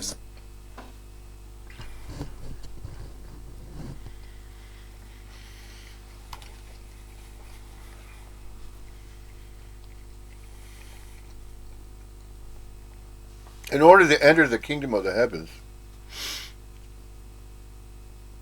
you must be likened to the eyes of a child. Yep. There it is. It is in that innocence that is always been that way. The innocence, the energetic movement of innocence. That energetic movement of innocence is tethered, and always has been, always will be. Therefore, that human corporeal manifestation as a little infant breathes air, apparently appears to breathe air, has a little body, as though it's appearing of its own. This is why the precipitous to name it, to give it a name. How else? Now, it's not because, we need to give it importance and then put it into society, and it is a very important part of the whole. No, it is no less important or more important than any other human corporeal manifestation. It simply recognizes what? It's Apparent appearance is temporal temporariness. Yes, it can be recognized that way. And what? Labels, names, categories can continue, couldn't they? But not in a sense of where it's seized and then controlled, and then a society, and then you have government bodies that are going to control it and saying this is what you must do if you want to be part of society. You must pay your taxes. Yeah. You want to be on the grid. You want all the luxuries and the comforts of having your own home to live in, and so you can have food to eat, and so that you can have all the basic necessities that apparently appear to be basic necessities for what? Basic necessities for the human corporeal form to appear as it does in space and time. Those appear to be what? You could call them rule sets. You could call them rule sets, or you can simply call them, well, what apparently appears to be these ways of appearing the personal presence, but then there's impersonal presence. But both the personal presence and the impersonal presence, not exclusive personal presence. Then it starts going into what? It starts to believe. The body mind begins to believe that it has its own exclusive personal presence, and it's exclusively real, exclusively physical, exclusively solid, and it's in that exclusivity creates what? Creates that contraction, creates that self-identity, the self-conjured contra self's identity to itself. That's what apparently appears to happen to what? To, by, for, and from a self-conjured contra self that believes it has its own name, has its own birthright, has its own parents, and then the ancestry, and then the connection to society, and how it's going to be going to school, and then, see, there it is, right there. The control, it's seized. That energetic movement of a free-flowing energy, by the way, it's all free, but then it gets put into boxes and put into cages and put into these mazes. It must jump through hoops. It must perform. It must show that it's worthy of being part of society. And the worthiness is by going to school and then knowing everything about society and how to maintain that and support it, and then exclusively live a life that it believes it's living for, for not only itself, but for society as well. And there it goes. There's all the conjuring. And there's all the needless suffering that goes along with it.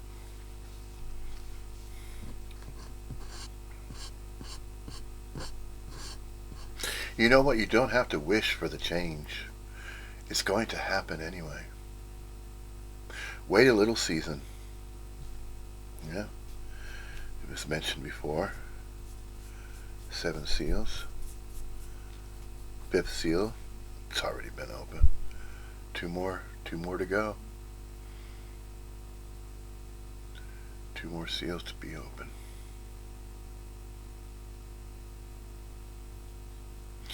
What is that human corporeal form going on about?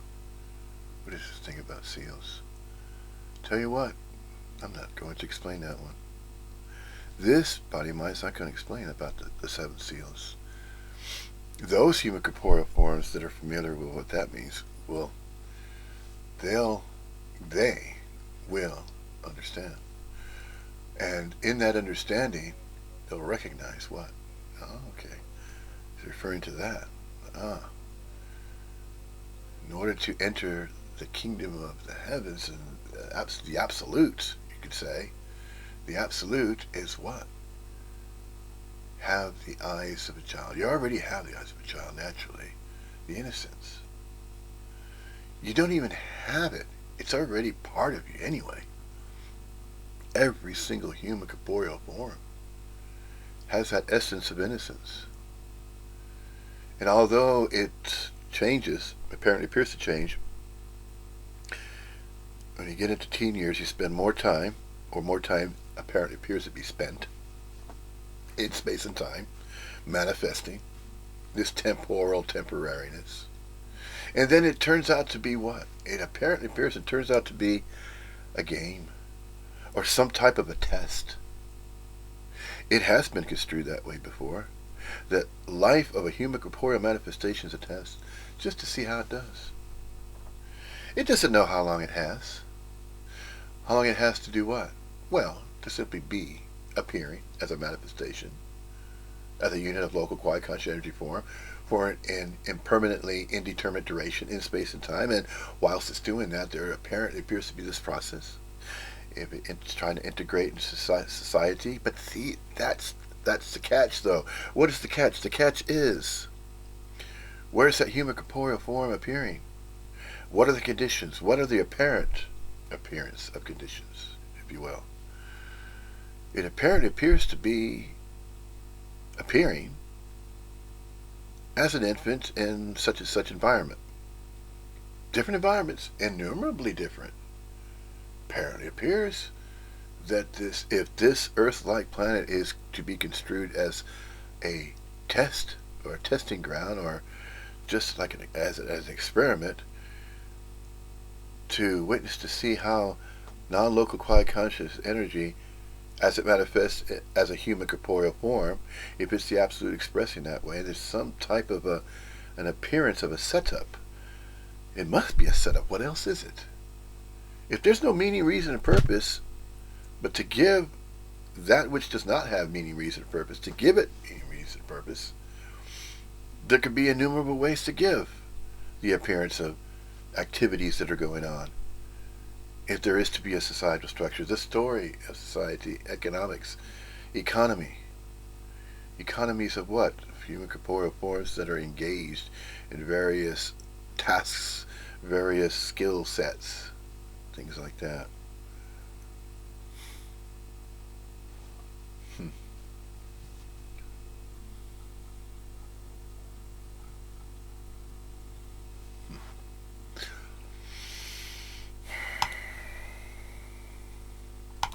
So that is always this, because that has never actually been lost. You've been lost looking for it. It has never been, we feel as though we've lost something as we become adults, and what is it that we can get back? It's not that we've lost anything, it's that we've, on top of it, we've this conditioned, energetic, contracted experience of being separate. But that never goes, does it? Oh, well, it does, yeah, because it goes all the time. I mean, it's not here, but it was never here to begin with. It's only an appearance. That's the tricky thing about it. Conjuring. And Yeah. so from when it goes, it's very obvious. It's not that when it appears to go, it's not that, oh, I'm separate, I'm no longer separate here, but you're separate and you're separate and this. It's just there's no separation. Everything is just boundless energy. That's all there is. It's only when someone speaks and says, oh, well, I still feel like a person, and it's, well, okay. Okay. All right. And it's those subconscious conscious selves that feel like a person. They feel special in some way, or they feel not special in some way. They feel alone, abandoned, left behind. That they're not part of anywhere anymore. That they're not part of society. They're banished. They feel as though they're banished, and that they're separate from all the other people in society. And then they become homeless, and they wander the streets, and they're simply trying to capture those basic necessities that apparently appear to be the basic necessities of shelter and sustenance and water to drink, to maintain that apparent appearance of a human corporeal body. So if it's going to be shunned or unwanted, then it's really going to conjure it. It's really going to conjure that conjure self's feeling of isolation and abandonment and loneliness. Oh, definitely. And that's how and why there apparently appears to be these groups of human corporeal forms that find themselves in such an environment. And just notice that's one of innumerable other ways that can apparently appear to be going on and happening. One of innumerable ways. 8 billion different ways. In that sense of innumerability, of immeasurable countenance. Oh, but it's finite. See, you're counting 8 billion now, give or take. It's not a consistent 8 billion, though, is it? See, that's the thing. Then where are all these other what apparently appear to be newborns? Where are they coming from? Are they really new additions to manifestation that was never there before? No, it's still the same energy. It's just manifesting humanly corporeal, or as an animal, or as an insect, or as some other life form that appears. It appears as though there's some kind of cycle that's going on, and it's cyclic. That the appearances of human corporeal forms, along with all other life forms and all the other kingdoms, microorganisms, from the microcosm to the macrocosm, Earth-like planets can be considered, as I was referring to earlier. That the manifestations as they are appearing are polluting the planet. They're choking the planet. They're taking all of its life force and taking it away gradually. No, they're not. No. Mm-mm. That's not. That just sort of apparently appears to happen to the economist, or the actually not the economist but the ecologist that's focusing on ecology, focusing on the environment. That there's really separate, exclusive environments, and that they're physically solid, physically real, and that those environments are being ruined by the presence of the human corporeal forms that are taking resources from the planet, and it's causing it to wither away. No. Nuh-uh. Uh-uh. You know why? Uh-uh. Tell you why. It's just like a body that has an immune system. Yeah? The human corporeal form has certain degrees of immune system. Right? A certain degree of an immune system that fights off, all manner of different types of viruses, and it tries to maintain its integrity as it appears, as it manifests as a human corporeal form. So too, planetary bodies, same thing going on, but on a more of a macrocosmic scale, much, much larger scale. We're referring to scales of appearances, of forms. Yeah? Alright. Not to say it's exclusively like that, but to describe it in this way. Because again, the story of Earth can be described in one of innumerable ways, and this is one of those innumerable ways that we're describing regarding the story of Earth. And so here's one. Here's another version. This version is referring to just the appearances, and just simply accessing, utilizing the non-dual approach. Okay, regarding non-separation, the inseparableness of the absolute, the infinite nature, infinitudinal complexification. Well, within the infinite universe, it can be, and it could be the case. This could be the case. I'm not saying it's the only case, but this could be the case. Coulda, woulda, shoulda. Yeah, entertaining this idea. Yeah, it's an idea. Sure it is. That there are Earth-like planets throughout the infinite universe.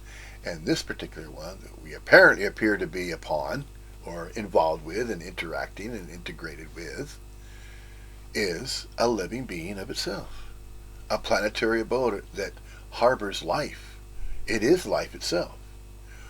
The earthly abode, this planetary body, in this part of this region of the infinite universe, and what is referred to, of course, the Milky Way galaxy. And without going into astronomy in that great detail, just simply approaching this idea using an overall consensus to say that Earth-like planets are similar to human corporeal forms, the bodies, and that the immune system of the body is likened to, so the white blood cells that fight, the viruses that try to infiltrate a body, is similar to, but on a larger scale, that the living planet has ways of maintaining itself or its integrity, and it goes through those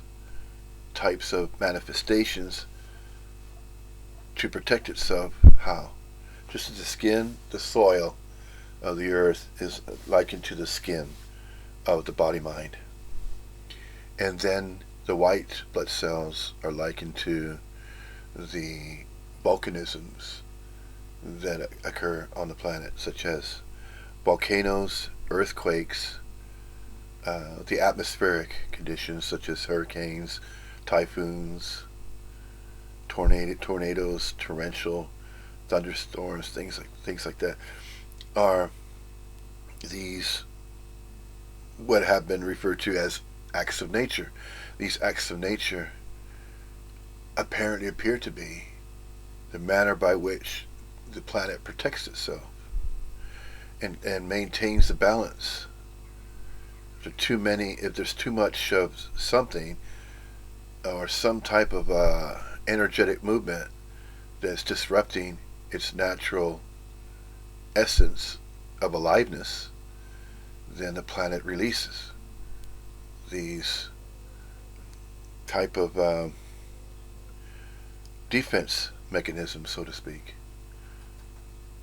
So, I mean, that's just one of innumerable ways to try to describe and discuss and refer to what apparently appears to be going on, if we are to refer to a planetary abode, and if we were to refer to a manifestation. So the Earth-like planet, the Earth-like abode, is likened to a human corporeal manifestation. It is manifesting, but it's just a manifestation of an Earth-like planet. And so these could be construed as theories, because nobody really knows. I mean, again, nobody really knows if it's some particular way or some other particular way. It doesn't appear to be any particular way. It could be all these various ways, but the descriptions, they don't appear to be going anywhere, do they? And then it becomes what? It becomes recognized that that's just another story.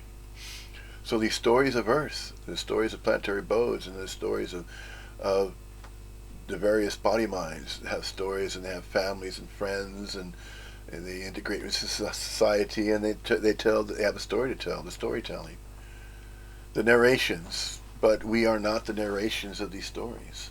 We're not that. We're just simply mingling with the absolutely everything that expresses in one of innumerable ways. These are just expressions. They don't have to mean anything, because they don't. They don't have to mean anything. It's just mingling, just being. Yeah, existentialism is beingness. Now, but not exclusively that way. Not exclusively that way. See, there are no particulars. There's no exclusivity. See, that would be referring to separation again, and specialty, specialness, special, separate things. No. It's all interconnected.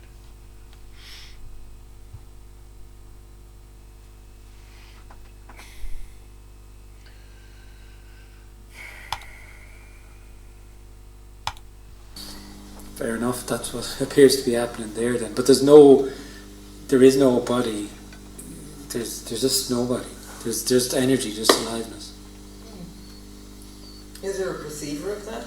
No perceiver of it, no. There's nobody here who's a perceiver of, there's just what appears to be happening. Mm-hmm. Which is all that's there also, but there's overlaying that is this veil that feels absolutely real of a me that I'm perceiving, and that I'm sitting in the chair, that I'm listening to what's being said, me all the time. There is this sense. So it's, when this is being shared, there's no this is totally agendaless, and there's nobody addressing any individual, because actually the individual is just an energy that can do nothing but be an individual. That's all it does. It's the energy of being a separate me. It's a closed loop. And so when it's being shared, I'm not addressing an individual. And it's really an energetic resonance what you are resonates with it. It's not even what you are that's very inadequate, but yeah, it's not you. It's not the individual that hears this, because the individual doesn't hear this at all. The individual can only just reject this because it doesn't help them be an individual, because the individual is just only concerned with being an individual. In those like moments when you say you're driving, or you're painting and you're kind of lost, is that kind of what you know? Yeah, it's a flavour of it. Yeah, I mean the individual feels constant, but the individual is an on-off thing as well. In that you could be they're just walking through the park, and then there's, oh, I'm walking through the park. Yeah. So this is a very ordinary suggestion, and one that we're totally already know and are familiar with. But then the mind overlays that and kicks in, and yeah. But completely, like for instance, painting or whatever it is. Some people, there can be a draw to do something that they don't. There is just that activity. And then, if we're referring to the activity of painting, then there is this belief that there is a separate painter painting someplace in some fixed position in space and time. See, that's the self-identification with separation, as though you're a separate self. You are the painter, and you are painting a rendering, and it's an original painting that nobody else has painted. Just because no other body was engaged in painting a painting does not give it specialty, does not make that especially so. But it is believed and is thought to be that way. See, there it is again. It is in the consciousness. This is why all there is not consciousness. No. Whomever stated that, and whomever agrees with that statement, that all there is consciousness, is likened to that same idea of I think, therefore I am. And that is not so either. It is not exclusively in the thinking. There are no thinkers to think themselves into being. No. I think, therefore I am. No. Just because you think does not make you a separate somebody to say that I am. There are no me's that are separate to proclaim that they are separate I or separate me, and they're special, and that they have their own birth name and birthright, unlike anybody else has, and they have their own thoughts to think about, and they're all exclusively original thoughts that nobody else could ever conceive of and imagine. No. It is not like that. It is thought to be that way, and then it is agreed to be that way, and that is the popular opinion. The popular opinion is the conjured self's opinion. So the groups of self-conjured conjured selves that conjure that idea of the popular opinion, that everything is exclusively real and exclusively physically solid, that is the popular opinion. That is why there are so few that they can refer to non-duality, that can not only refer to it, but can recognize it, and when it's spoken of, that's it, right there. Advaita Vedanta from the original Sanskrit writings of the Advaita Vedanta, the Upanishads. Those writings of the Upanishads. Those writings were formulated, that Vedanta part, the Vedanta bit was formulated after what? After the Advaita. Because there was the Advaita, which were the Upanishads, that were the human corporeal forms, that were minds that went out to the wilderness and were exploring. Those were the very first original seekers. Seekers of what? Seekers of mind. Seekers of mind, to see where the mind was taking them, and then the manifestations that were appearing. And then the Gita. The Gita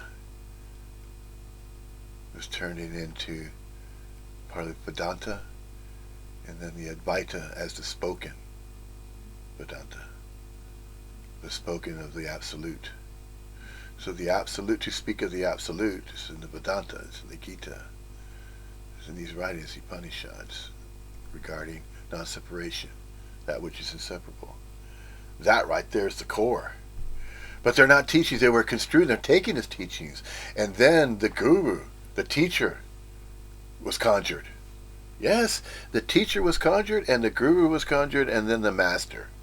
The master was conjured, and then separation, all over again, and it began in that sense of the human corporeal form turned into relegating, categorizing, hierarchies.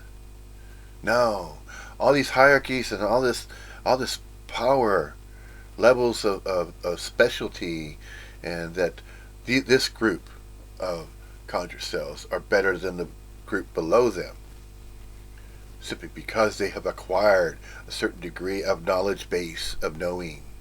So they know more than the conjured cells below them. Because why? Well, they're learned masters. They spoke of mantras and spiritual practices more than these other neophytes or these newbies, these apprenticeships, these novices. Oh, they're just novice. They're devotees. They're going to stay devotees until they one day become a master. They'll become a teacher eventually. There's no becoming necessary. None of that is necessary. None of it is. Never was. All those conjurings, they're not necessary. Because that's not part of the absolute. What's part of the absolute is already the way that it's always been. So the distortion is created, the interference patterns, the distortions, are created as the conjured self is created. A conjured self, a subconjured conjured self that creates the idea via the mental thought system, which is via consciousness. That's why all there is not consciousness. Then there's also the illusion of space and time, the illusion of time, as though there's coordinates of spaces and time coordinates and time space, like there's a time zone, the same way that the planet has been segregated. The planet has been perceived as though there are 4 separate time zones to follow, that there's Pacific time, there's Mountain time, there's Central time, there's Eastern Standard. And then you split the planet in half, and then you say, oh, okay, here's where the timelines begin, the meridian is right there. And then, see, categorizing and naming, and then saying, oh, well, it is this way, and it's that way. So once you learn all about all the dualities of this way and that way, that's the world, that's the realm, that's the reality, that's the dream reality that the self-conjured self exists upon, but it's unreal. It is not real. The Absolute is both real and unreal. There are no separate dream realities. There are no separate realities to visit. There are no separate dimensions to visit. It's all interconnected. There's no separation. The Absolute is inseparable.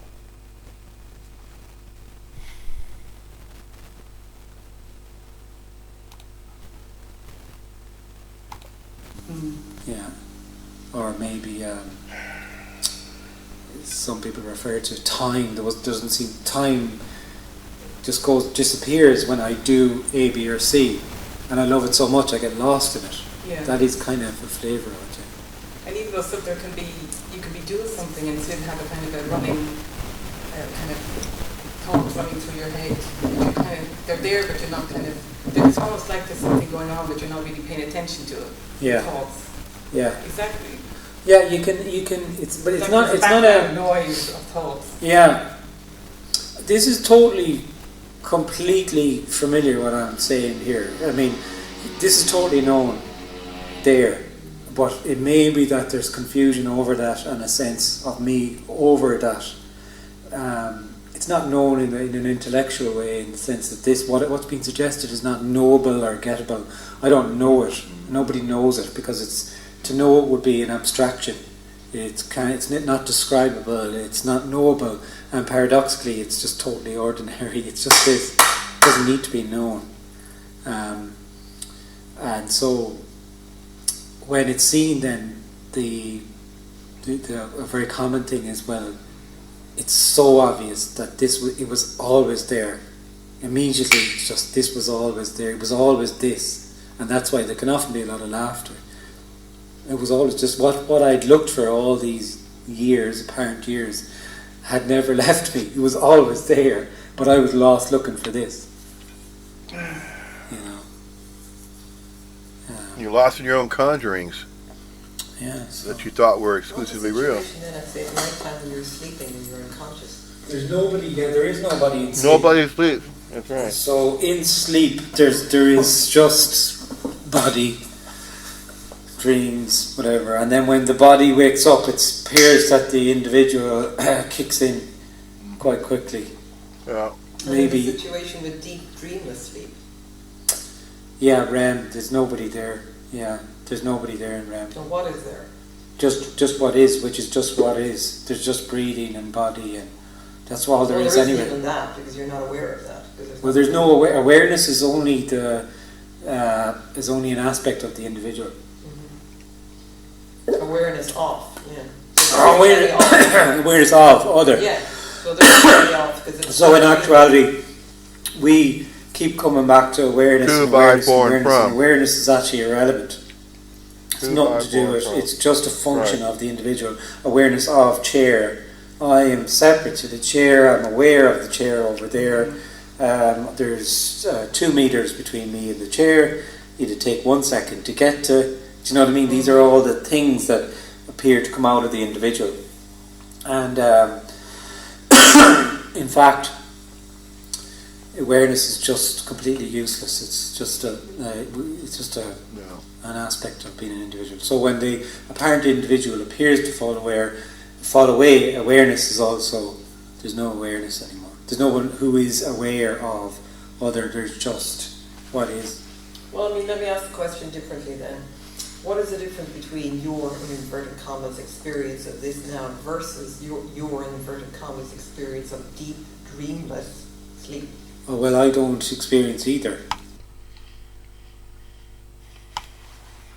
Well, no matter what experience is claimed by a conjured self, to answer that question, no matter what is thought to be experienced is not being experienced by anybody. That's it right there. That's answering your question. And that questioner, those questions are coming from where? They're coming from a conjured self that believes it has questions, that it needs to question the absolute. What? You're questioning all that is? You're questioning the absolute? You're questioning empty fullness? Foolishness. It is. It's foolishness to question the absolute. Nobody questions the absolute. Yeah, there's this appearance, okay? There's apparent appearance of attendees, okay, of a satsang. Many of them believe that they have questions to challenge the non-duality speaker, or in this case, of course, in these times, a new Advaitist. The new Advaitist, of course, just a modern day way of saying, well, this, like the gurus of the past, the non-duality speakers of satsangs from the ancient of days, you know, speaking in Sanskrit and presenting it via the guru, via the master, spent so many years in the Himalayas or in Tibet or in India, in an ashram. You know, the traditional sense. None of that matters. None of that ever did, but that's how it appeared to develop. That's how it manifested. The Bhagavad Gita, the Upanishads, and the non-duality Advaita Vedanta, it began to manifest in that particular way. That's just the way the Absolute expressed. The Absolute expressed that way. It wasn't a decision. It just simply showed up. Just appeared. Just absolutely everything else appears. Just it appears. And so in that appearance, subjectivity was thought to be formulated and thought to be developed, communication, language. Then the appearance, as though there are separate people in the world, separate races, separate parts of the world, separate land masses, divided, the appearance of divided land masses, and then there's mostly oceans, and that those land masses separate, and then languages began to be spoken, various ones. One of the newest languages in the story of Earth is English, obviously. Not using Old English anymore, as it was once expressed by the human corporeal forms, to say thee, thou, thine, doest, knowest, doth, hath. No, the English language has changed. There's the apparent appearance of change. There's the apparent appearance of evolvement, of evolution, and that this idea of evolving and becoming and something different, something more. It is just simply apparently appearing to be what's happening. The absolute expressing through what has been construed as though there's an evolutionary process going. It's as though there's this gradual refinement of beingness of these human corporeal forms that are continuing to, as though there is a continuance, as though there's some type of continuum, a continuation of the human species and human race. It's just appearing that way. And so you get a group of conjured cells that are claiming on an intellectual level to be intellectually adroit, to say, all right, this is what seems to be happening. Let's call it that. Let's call it something. Let's give it a phrase. Let's call it the hard problem. What is a hard problem? Well, there's this idea that all there is consciousness. No. What you mean? All there is only thinking. Is just thoughts. It's cognizing. So for anything to exist, it needs to be cognized and thought about, and then once it's thought about, then that is acknowledging and recognizing that that is a particular way, this or that, in the duality of this and that everything needs to be relegated to this or that, to some degree, to this degree or that degree. That is the world that the self-conscious self lives in. And a majority of them are agreeing. These agreements are simply being conjured as well.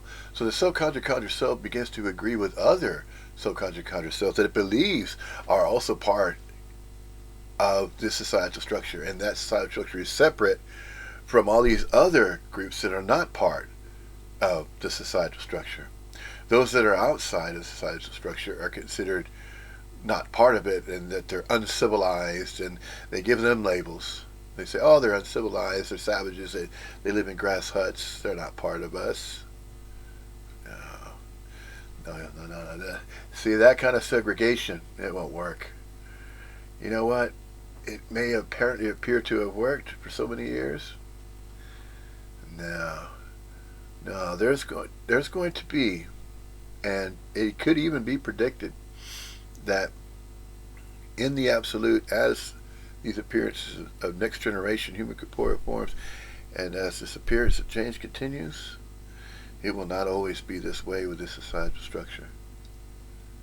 That structure is going to falter, because if it's a failed structure, and apparently appears to be failing, and if it continues to fail as it does, what's going to replace it, or whatever replaces it, is simply going to be what? The will. It's going to be the will, the accord and volition of what? The absolute. If it's going to appear and it's going to change a certain way, then that's going to be the accord and volition of the absolute. To have the human race appear in a particular way and to evolve. If there's going to be any type of evolvement. And it has been described in that way regarding human evolution, that the generations, each next generation, within that societal structure, within the agreements, that there is a human species appearing, and the evolutionary scale, or the evolutionary push or force, is the societal structure pushing the human race forward through some type of evolutionary scale. advancement, and that the technology that it's using, the internet, now that there's the internet, that's part of the human species, a human evolutionary scale that's going on. The human evolutionary push towards what? Refinement. Refinement of what? Refinement of human corporealness. So whatever this can be called, it's going to be called groups of units of local quality conscious energy, regardless that there's temporariness, regardless that it's temporally temporary, regardless of the illusion of time, regardless of all of that, there's the apparent appearance of some type of evolutionary scale. And it could be construed, and it is agreed upon, those that are professing to be part of the societal structure, and that it apparently appears to be this way, so it's being described that way and discussed and talked about.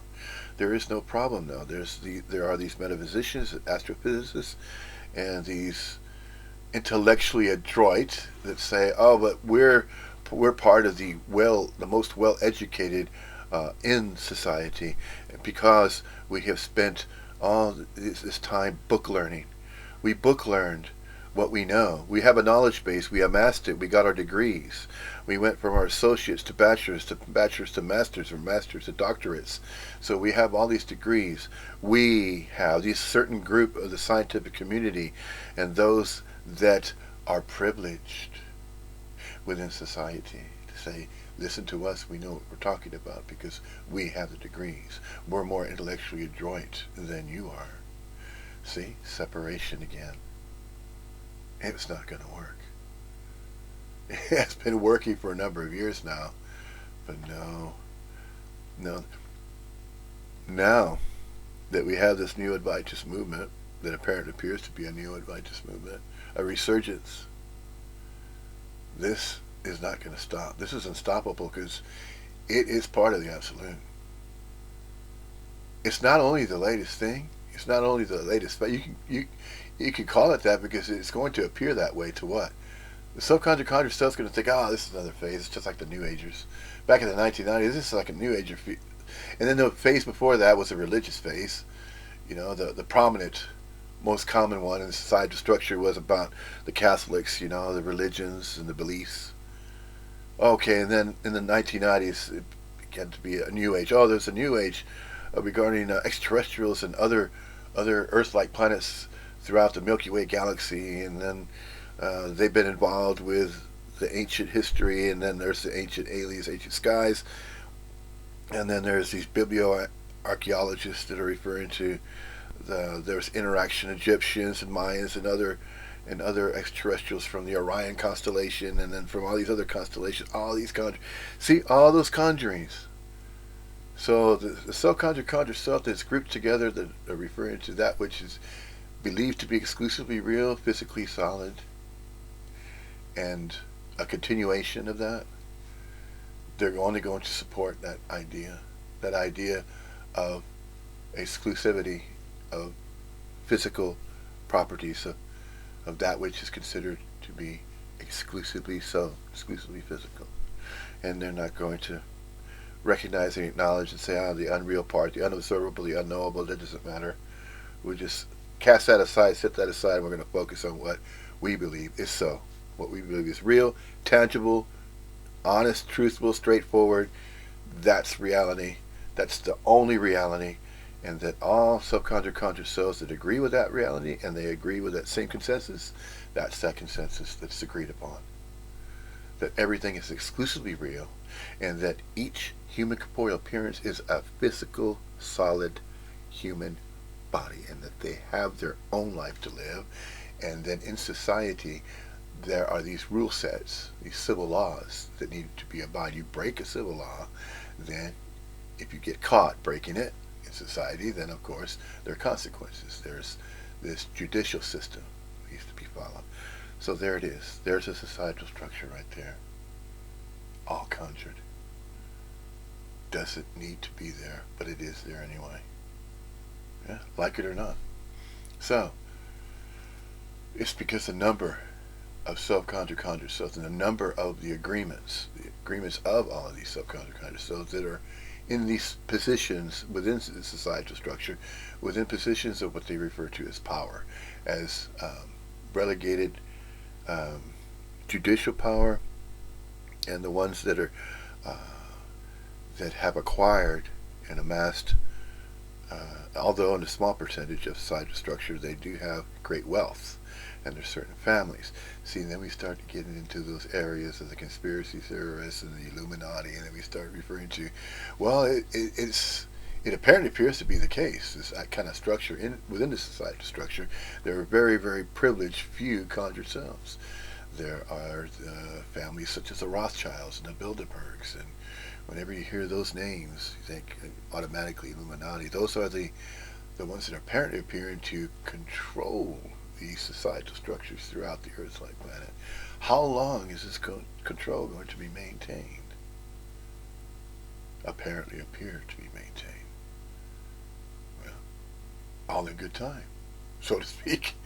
Only time will tell, so to speak, yeah? Yeah.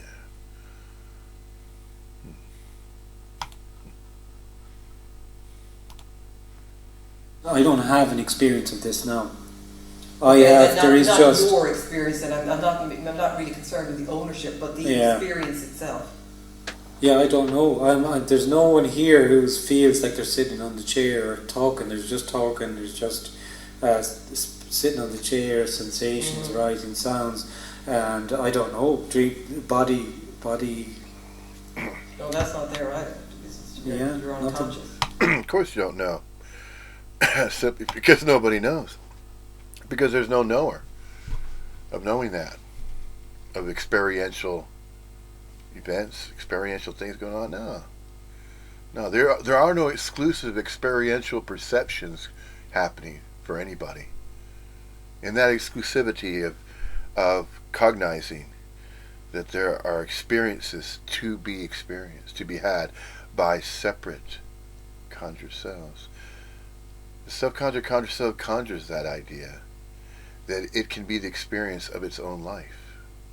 That it has its own life to live, it has its own free will and choice to choose, to conjure its own choices, and to claim its own life as its own life, and to claim the body that it sees before mirrors, that image of the body it sees, it believes it is that. But it believes it is exclusively that. And it looks at its face in the mirror and says, that's my face. That is me. It's my face. That's my face, those are my eyes, my nose. And then I have a connection with other people or other human forms that look a lot like me. They do because they're part of my family. They're part of my ancestral tree. Genetically speaking, they are part of me. The bloodlines, the birthrights, very, very strong and convincing ideals. Those morals and those ideals and the foundation of a birthright, an ancestral right, and bloodlines, that is what reinforces the self-conscious self to believe that is the way it's always been, that that's the way it should be recognized. And there it is, cognize that. Exclusively though, the exclusivity of a bloodline, of a birthright, and go along with that, because that's part of the societal structures, all ideas that are all agreed upon. The educational system, the academic system, the economy, to be economically viable, to be part of the system on the grid, to be part of the grid, that's the societal structure. If you're not part of that, then you're on your own. Find your way then. Go live in some other part of the world. Yeah. Go live there and to experience the rest of your days or life or what you think. You can't predict how many days you have left, but in a matter of speaking, there's an indeterminate duration that these manifestations as human forms that we're not, that which we're not. We see we can study what we're not, we can talk about what we're not, See, we're not that exclusivity as a body, mind, human, corporeal form. We're not exclusively that. We are seemingly that for an impermanent, indeterminate duration in space and time, seemingly that, but we're also not of space and time, see? Out of nowhere, from nothing. And from nothing, out of nowhere, as though that's a separate place to exist upon. No. There's no exclusive existence from nothing, from nowhere. And it's not a knowing. Nobody can know what nothing and what nowhere is about. It's unknowable. Nobody can know it.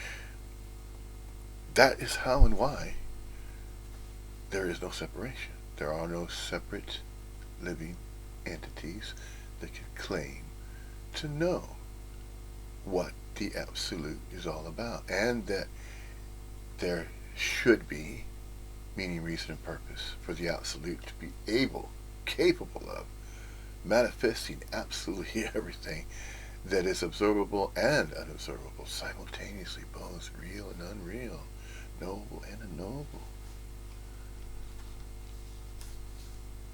That's what's construed as a mystery.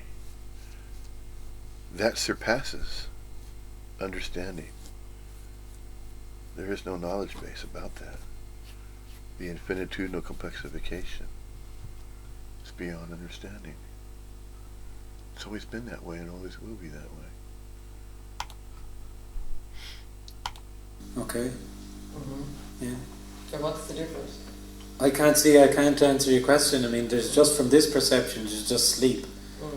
And there's no, and then in this waking experience, there's just whatever appears to be. So it switches on and off like that. If you go to sleep at 9 o'clock at night and you wake up at 7, that's a genuine gap. Yeah, but you see from this perception, there is only whatever appears just is and isn't, and even going to sleep at 9 o'clock and then waking up at 2 and then going back to sleep and all that. That's all just becomes obviously a story. That's obviously a story. So everything is a story. Meeting people at 2 o'clock in a place, opening the building, making the coffee. It's all a story. That's all it is. So if there was someone here, it would feel like there's somebody who has made arrangements, who jumps in the car, who drives the car, who opens the door, who makes the coffee, blah, blah, blah. The sense of doership, and there's no sense of doership. There's just, that's what appears to be happening. And there's nothing actually happening.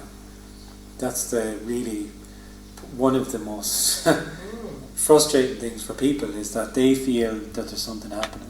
They live in a world where they're separate to the world, they're moving through the world, and things are happening to them. That's the way it is. That's the way it apparently appears to be for most. For most what? For most human corporeal manifestations. For most self-conjure selves. They self-conjure and support those ideas. They support the self-identification with the self.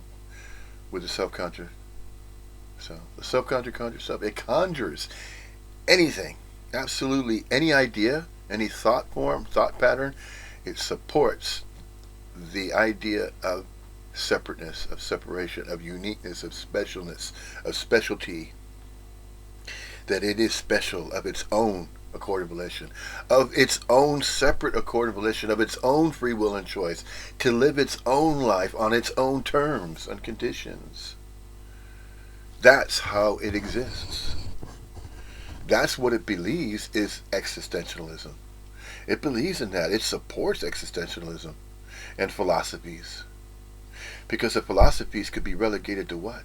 To each individual that has their own philosophy, their own interpretation of philosophy, to philosophize or to come up with a philosophy of its own nature, of its own uniqueness, its unique nature, because it has its own bloodline, it has its own birth name and birthright, unlike anybody else has on the entire world, entire planet. And he would probably even go so far as say an entire universe, that there are other Earth-like planets. There's no other individual quite like me. How many times have you heard that? Do you remember that? Because this body mind definitely went through that kind of conditioning process. And it is apparently appearing to be a type of conditioning process that happens with the conjuring of self-identity, with this singled out idea of being a single person in society. You're being a single individual person with your own unique ways of thinking, your own special abilities that nobody else could ever have, nobody else could ever claim.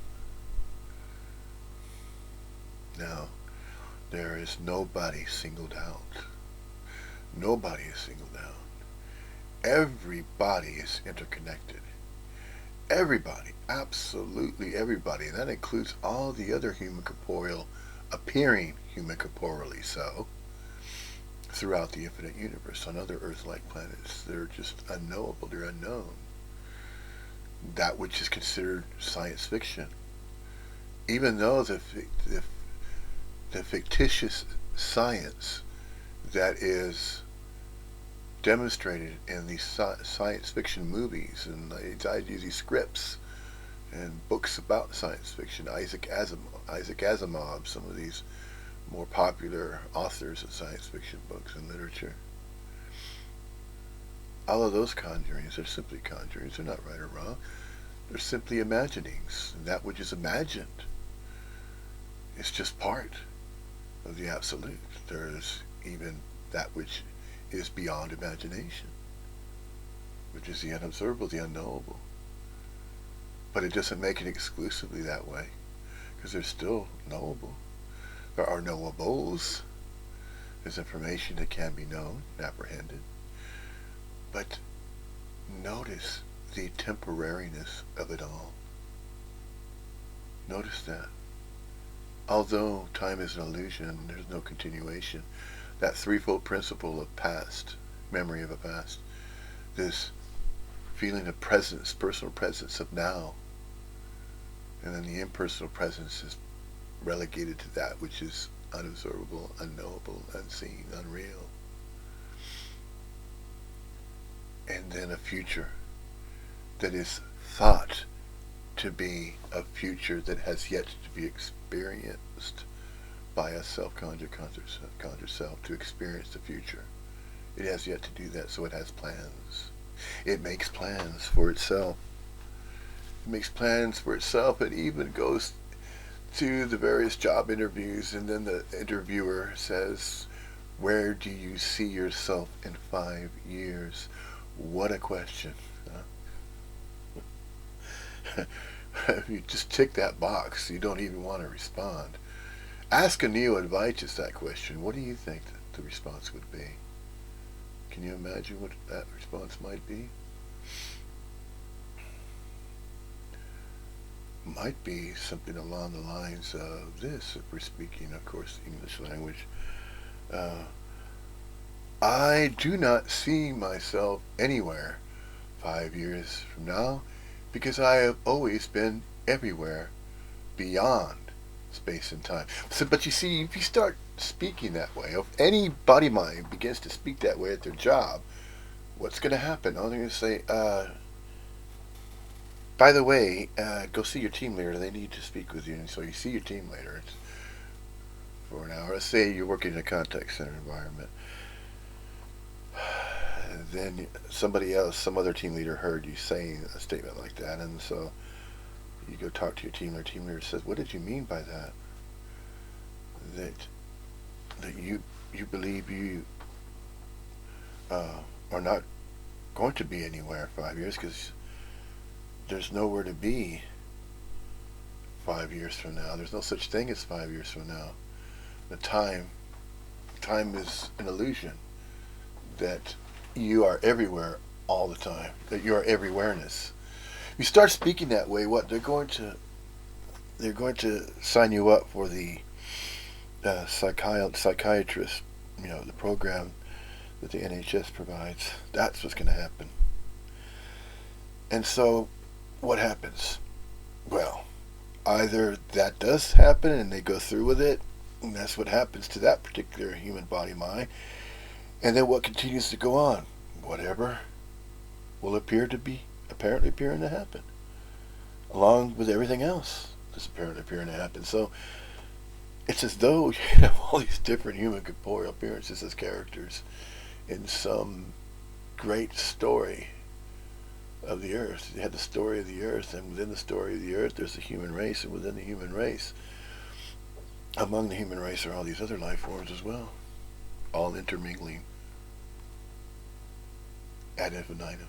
Just goes on and on and on, years and years and years. And then there's this appearance as though there's an evolutionary system that's in place, that's going on. The generations of human corporeal appearances before that were involved within a certain group upon the story of Earth, that those involved with what's referred to as a societal structure are the ones that were privileged. So the privileged few that go along with the societal structure, and they do all they can to follow the rules and regulations and the civil laws. They follow them all the best they can. And then they get these privileges. Privileges of having shelter. Privileges of having food to eat. And there's plenty to go around, except there's greed. And this greed is attributed to and relegated to separation. So see, that's how and why it's only going to be a temporary thing. It's not going to, there's not going to be any stability if it's the will, or if it's the according to volition of the Absolute, then however the human race will continue to appear on this planetary abode, this Earth-like planet, will continue to be maintained and will continue to appear differently year after year after year, decade after decade. There'll be the appearance of change, whilst nothing ever changes. See, the appearance of change is just that. There is just the appearance of change. So the appearance of change is change that is meted out and is manifesting as change via whatever the Absolute is going to, whatever's going to arise as the Absolute appears. And as it is as though whatever arises and appears as it does is the Absolute arising in that particular way. And there are innumerable ways that the Absolute can appear. That's the infinitesimal complexification of, regarding the Absolute. Because it is everything. It is and it is not. It's absolutely everything. Empty fullness. Spacious aliveness indeed. And in actuality, this is nothing appearing to happen, because this is no thing, it's energy appearing as form, it's the formless as form. And which is, it's only in when there's a separate person that there's experiences and things happening in a time space. Conjured. Continuum. That's just conjured though. So you won't, the individual won't understand that. Is there time? No, only an it's appearance of conjured. time. Yeah. Just as there's an appearance of the chair. So there, but the person feels that there's time, that time is a thing and it's real. That's why nothing's happened, because there's no time for it to happen in. Well, it's just one aspect of it, yeah. I mean, that there is no body in it for it to happen too, because there's no separation. So when there's separation, there's objects to then relate to each other in a story, which in that story, time and space is an aspect of it. So that's why there's something appearing to happen. Yep. And then when the me falls away or appears to fall away, it's it can be quite obvious there's nothing happening. Yeah. It may or may not be. It doesn't have to be, but it's just that there's just this. It always struck me as kind of odd, because different people that I've heard, like yourself, have read, they're kind of insistent that there is no time, but they're kind of also insistent that there is space. They like space, at least as a metaphor, but there's no time.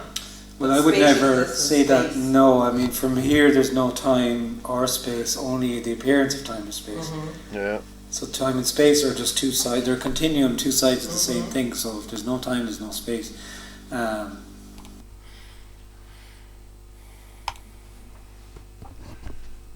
Which is why it is stated that we are and we are not. We are appearing as human corporeal manifestations in space and time, and simultaneously at the same time, we are not of space and time. We're timeless, boundless, energetic movements of human corporealness. It's temporarily appearing as what we're not. And just simply to say what we're not is just a manifestation, it's just an appearance of a human corporeal form, just as all other life forms appear in their forms. And when it is stated this way, a figure of speech, matter of speaking, in nature, you have the animal life forms, you have the life forms, plants, and look at all the multitudinal array of innumerable species of plants. See, there's the countenance that's so great and immeasurable. The insects. Those that study insects cannot keep up with naming them all. The countenance is too great to name them all. That's infinitudinal complexification. The innumerable measure of life forms that are appearing, manifesting temporally temporary. And that's not counting that which is unobservable, because that's included as well.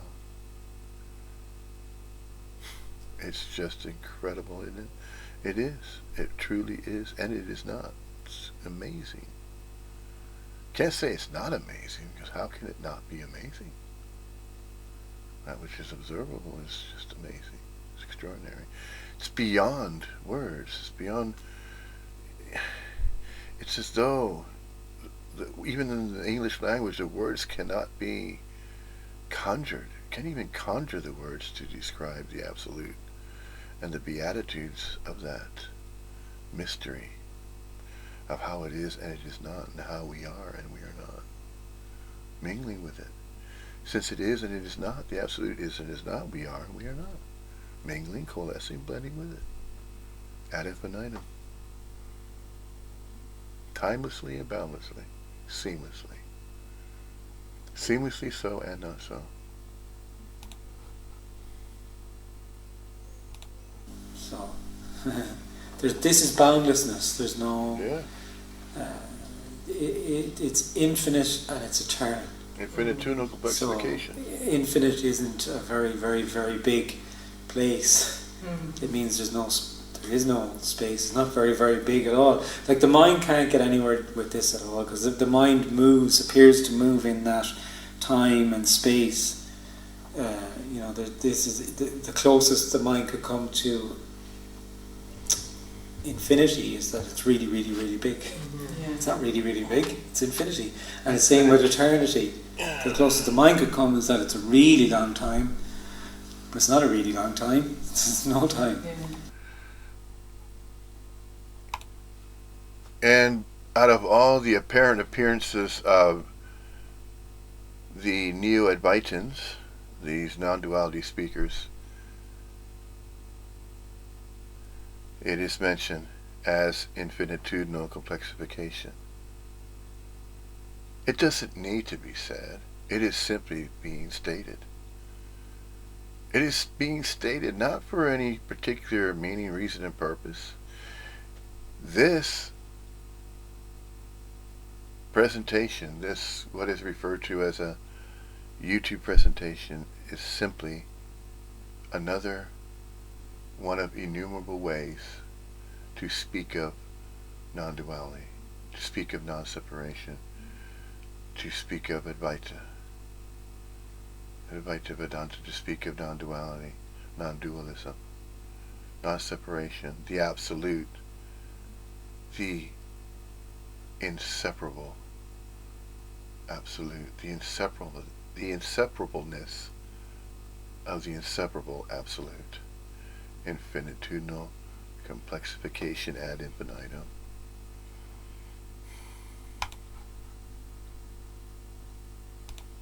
So this is the when there's a sense of being a person, then there's all sorts of communications to the person of what it is they're looking for. That they're looking for, what you're looking for is infinite. What you're looking for is eternal, and there's ways to meditate to ready yourself to see that there is eternity. It's absolute nonsense, because how can you use time to see there's no time? And that's the catch. Everything that the individual, mostly 99% of what's directed at the individual is a prescription to do something. So the person, it just feeds that sense of being a person. Give me something to do, and then I will no longer be separate. It's very, very seductive. That's what all the religions are. It's a story.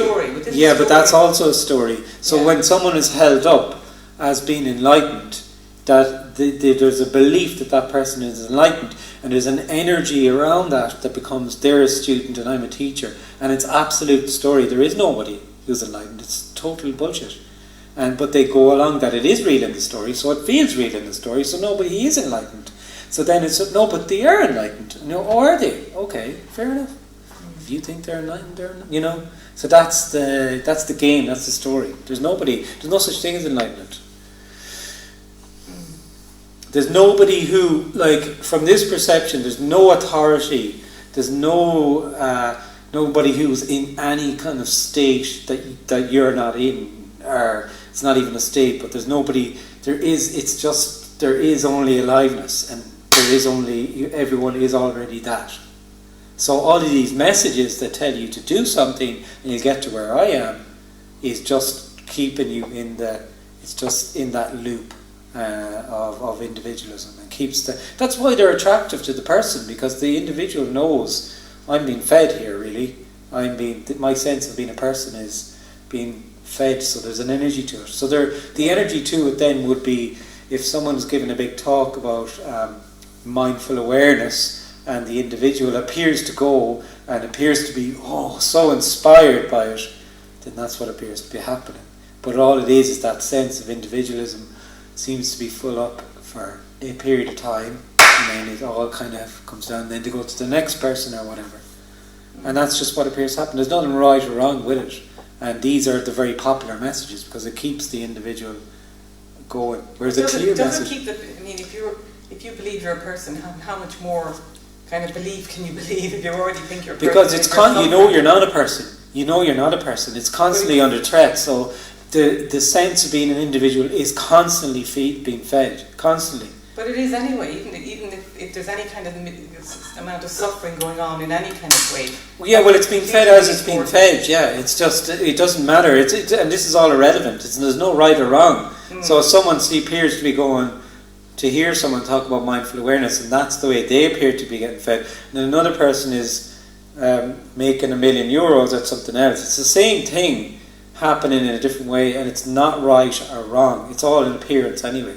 Yeah. So when you talk like this, sometimes people, they kind of get, you're a little bit offended or something, that you're knocking something, or you're in some way saying that it's wrong to search, or it's just what appears to be happening. That's all. Yeah.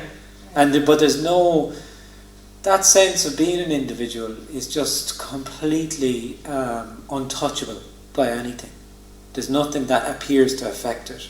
So there's no agenda here that someone could appear to come here, engage in this, and then be less of an individual. That's not something because the sense of being an individual is just, it's only an appearance. But as a child, conditioning kind of was put off. We gained conditioning, so we started off, and then all of a sudden we kind of get these layers of conditioning until we become a really fully blown adult. So can it not work kind of the other way as well, where you start trying to take away those layers, wind it back down, where you basically. So I just I have to mean, I keep know an eye that's out part for of The the answer something. will story. be no. I know that would be part of the story, but as a child, you gain all these beliefs, Yeah, which just confounds the whole. Just seem to compact the whole belief that I am this person.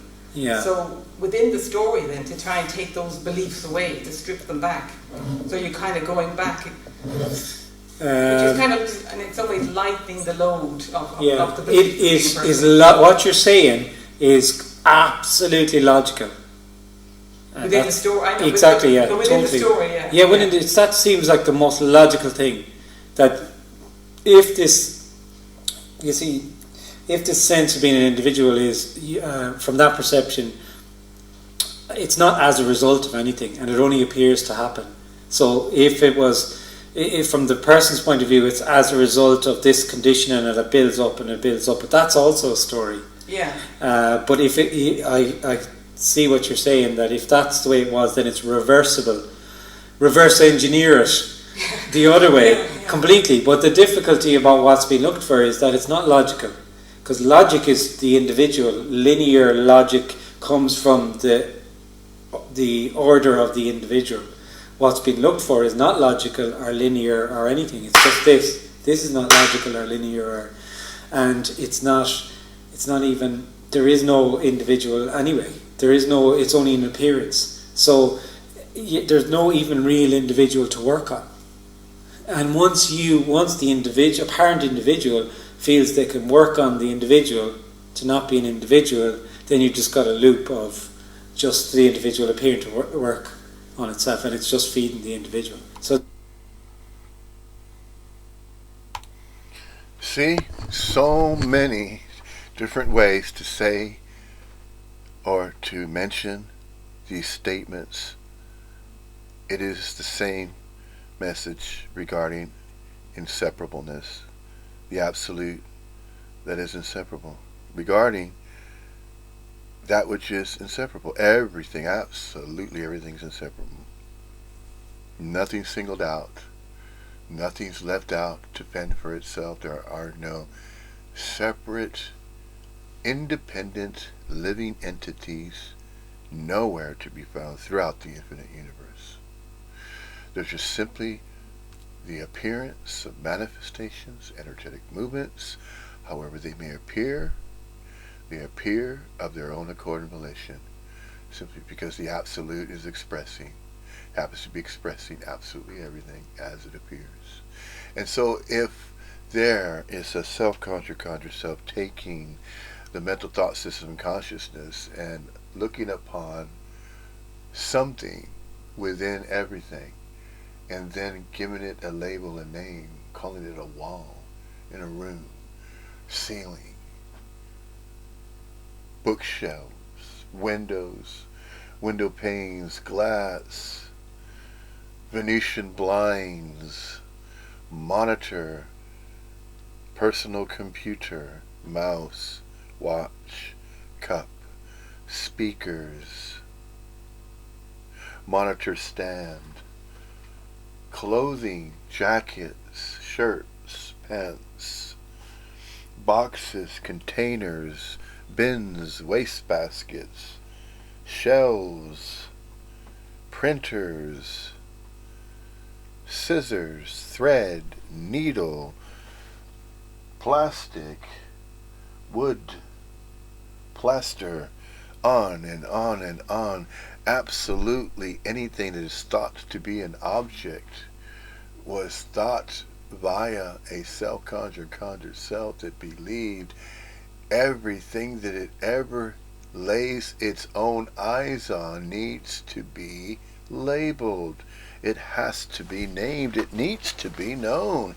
If it's not known, then that means it is simply unreal, it's unobservable, it doesn't matter. Well, guess what? Absolutely everything that is mentioned, including that which is thought to be mentioned as objects that have been just stated as just a few random objects that are observed and are observable. What is the observer? Are there separate observers? Are there separate thinkers? Are there separate knowers? No. No. There's only the apparent appearance of units of local qualia consciousness energy forms as human corporeal forms of impermanent forms that are apparently appearing humanly corporeal in space and time for an indeterminate duration in space and time, impermanently so. The impermanence is that it's not permanent. Impermanence is temporary, the temporariness of manifestations. They're just simply appearing based on the energetic movements that are appearing within absolutely everything. That's it. There's no meaning, reason, purpose behind it. It's just freely manifesting. Absolutely everything is freely manifesting in one of innumerable ways. That is infinitudinal complexification.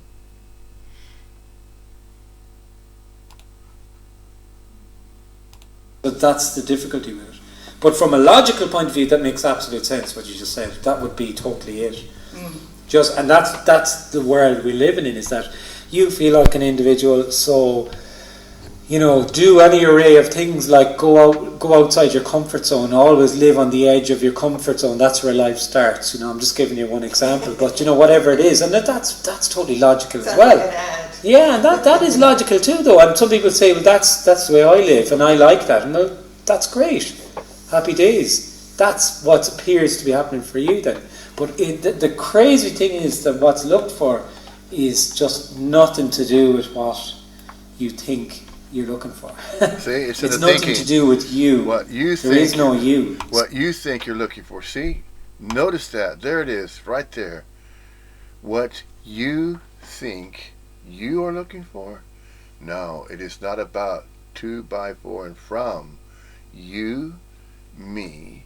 There is no you and there is no me. There's no separate you and there's no separate me.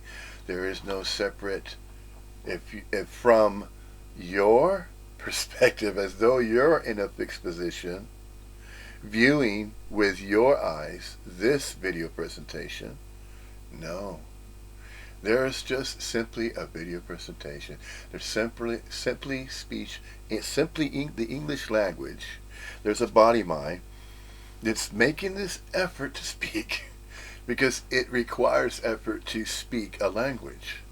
There is a degree of effort there. There is a degree of cognizance to speak speech in a certain particular language. Yes, there's a degree of cognizance going on. But behind that, behind this body mind that is speaking and is facilitating sight through these eyes of this body mind, facilitating speech, utterance of a language that is referred to as the English language, simply because it is recognized by another human corporeal form, but it's an appearance. It's not a separate physical, absolutely physical solid body mind. It's not physically solid. It just appears physically solid. And that experience of solidity, getting back to this can be construed as an exercise for what? This can be construed as an exercise 2 by 4 and from what? To conjured self. Okay? Now, this is what the self-conjured conjured self would think and cognize of a mind that it believes is its own. It's going like this. This is not just thumb rubbing against a forefinger and a middle finger. Fingers, thumb and 2 fingers rubbing together. That's not what is going on 2 by 4 and from the self-conjured self in what it believes are its own thoughts of entertaining that action right there. What it thinks and believes is this, that this is exclusively real, exclusively physically solid. It's not unreal. This is real to it. 2 by 4 and from it as an independent person, as a separate, self-maintained, self-conscious, self-aware individual person, separate from everybody and everything else, that it believes in its own conjuring of beliefs, that it's convinced that this action is its hands and its own fingers.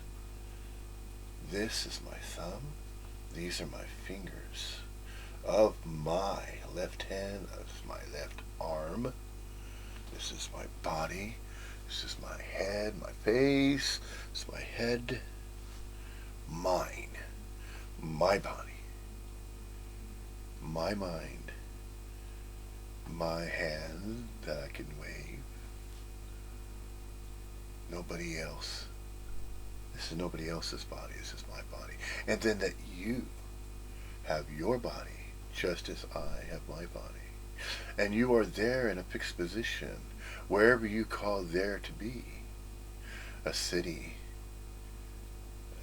or a state or a part of the world that you believe you exist upon, that you live, where you live, because you believe you are living somewhere in some fixed position that can be named, called a place, can be called a city, that can be called a town, and then can be named an address where you live, you reside at such and such address, a specific coordinate in space and time.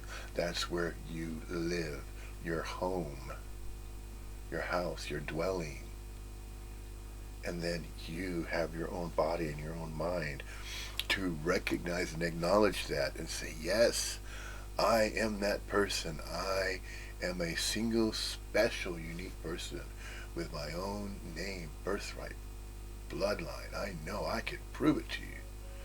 That is the way it is. I have a birth certificate. I was born. That was my beginning. And my end will be when this body-mind dies, but this is considered me. So when I die, and the body-mind dies, that I have believed throughout my own life that I've lived, I am no longer going to appear, or I'm no longer going to exist. And that will be the end of me, and that's the end of my life, and I will never ever be ever again. Really. You know that is a fact. See, that's the fact. However, the mind of a body-mind cognizes, and especially if there is this sense of an individual in that body-mind that believes it's its own, it cannot be familiar with anything else other than that. How can it entertain any other idea other than the ideas that are envisioned in that mind as though it's a movie screen, and then there's these thoughts that are going, these images that are going thought across the movie screen, and that movie screen is a representation of an appearance of a body mind. So that mind is a movie screen, and then all these thoughts and all these images that are going across the movie screen. You're not that. Those are simply thoughts that are imprinted on that screen. You are not only the screen, but you are the screen and the room, the space where the screen appears in, and you're also that which is viewing everything, or all the thoughts that are going by across that screen. And on top of that, you, and to narrow it down, you are mainly the projection. Okay, so the projection of light that causes the images to appear on a screen, such as the body mind can be construed, using that analogy, as a movie projector. So the body mind is likened to a movie projector, and the projector operator is that which you truly are. You are you are not only the projector operator, but you're also the imagery and the light and the energetic movement, electricity that's causing the projector to operate and then produce with the light of the projector and the imagery. You're all of those energetic movements. You're that. You're all of that. You're that energy that provides the animation of the projector. So that's another analogy to use. As the analogy of a puppet, the puppet is animated, the strings are manipulated by the puppeteer. So you are the puppeteer of that body-mind that's appearing, so to speak. That's another analogy. Another analogy would be the radio receiver that receives the sounds upon a speaker, and the sounds upon the speaker are transmitted impulses that are converted into these sounds that come through the speaker. The broadcast of a radio station is on a particular frequency, and so as it broadcasts, the broadcasting of the sound of that radio station, the impulse, that's what we are, the electromagnetic energy field. And we're not even the sound that's being emitted from that radio, because that radio is a device. The speakers are allowing or providing sound to go through them. So that resonance, that energy that is the audible sound, and that energetic movement, that is what we are. We are the electromagnetic energy fields. So non-local quiet conscious energy is a non-local quiet conscious energetic movement. It's an energy field. That's what we are. And then once it manifests humanly corporeal in some way, then there's the animation of a human corporeal form. We're not that human corporeal form exclusively, but that which we are is animating that form. So that's another way of referring to the manner by which the human corporeal form, as manifested as a local unit of quality consciousness energy form in space and time, impermanently, temporarily appearing visibly observable mirrors for an indeterminate duration in space and time, and at the same time, and not of space and time, as a non-local quiet consciousness energy field. And that's just likened to, here's another analogy, it's likened to the current, the electricity, the electrical current that's going through the wiring of a house. That electricity, that energetic movement of electricity, that's what we are. Also, those electromagnetic impulses, the neurons firing, we're that too. Those energetic movements of electricity, we're energy. That's what we are. We're all energy. And then we're part of the absolute, because the absolute is energy. And so there's the appearance of energy fields manifesting energy forms. There's the platform or the setup, space and time. It's temporarily that way, and it's been going on this way all along, all the time, ad infinitum. Always the same way it apparently appears to be, and it's apparently appearing to be the same way throughout the infinite universe.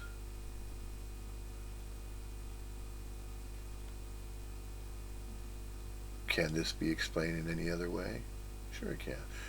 However, using the English language, speaking of non-duality, that which is the absolute that's inseparable, or non-separation, this is one of the main ways, as a way to refer or the message behind Advaita Vedanta, behind non-duality. And that's it. Ad infinitum, on and on. No particular sequence, no particular sequential threefold principle of past, present, future. No. Outside of space and time. It is freer than that.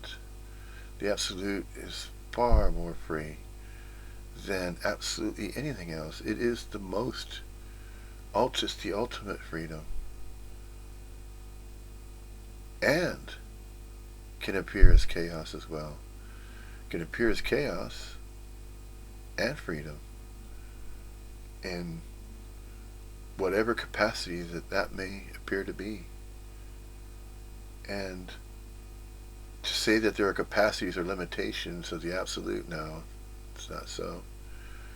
All limitations that could ever appear as though there are limitations or barriers or parameters is already naturally included.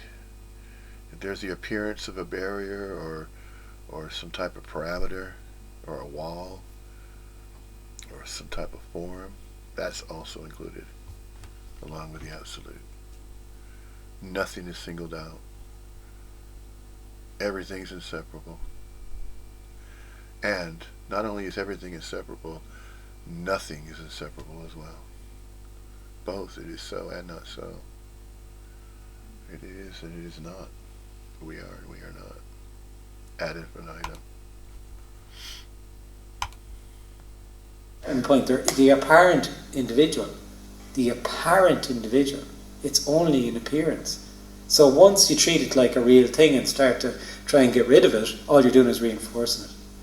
Still, again, I mean, it's not the person that's the doer, but whatever the doer is, that can be what it's doing in order to bring about what it wants to bring about. Yeah, but there is no doer from this perspective. There's just energy.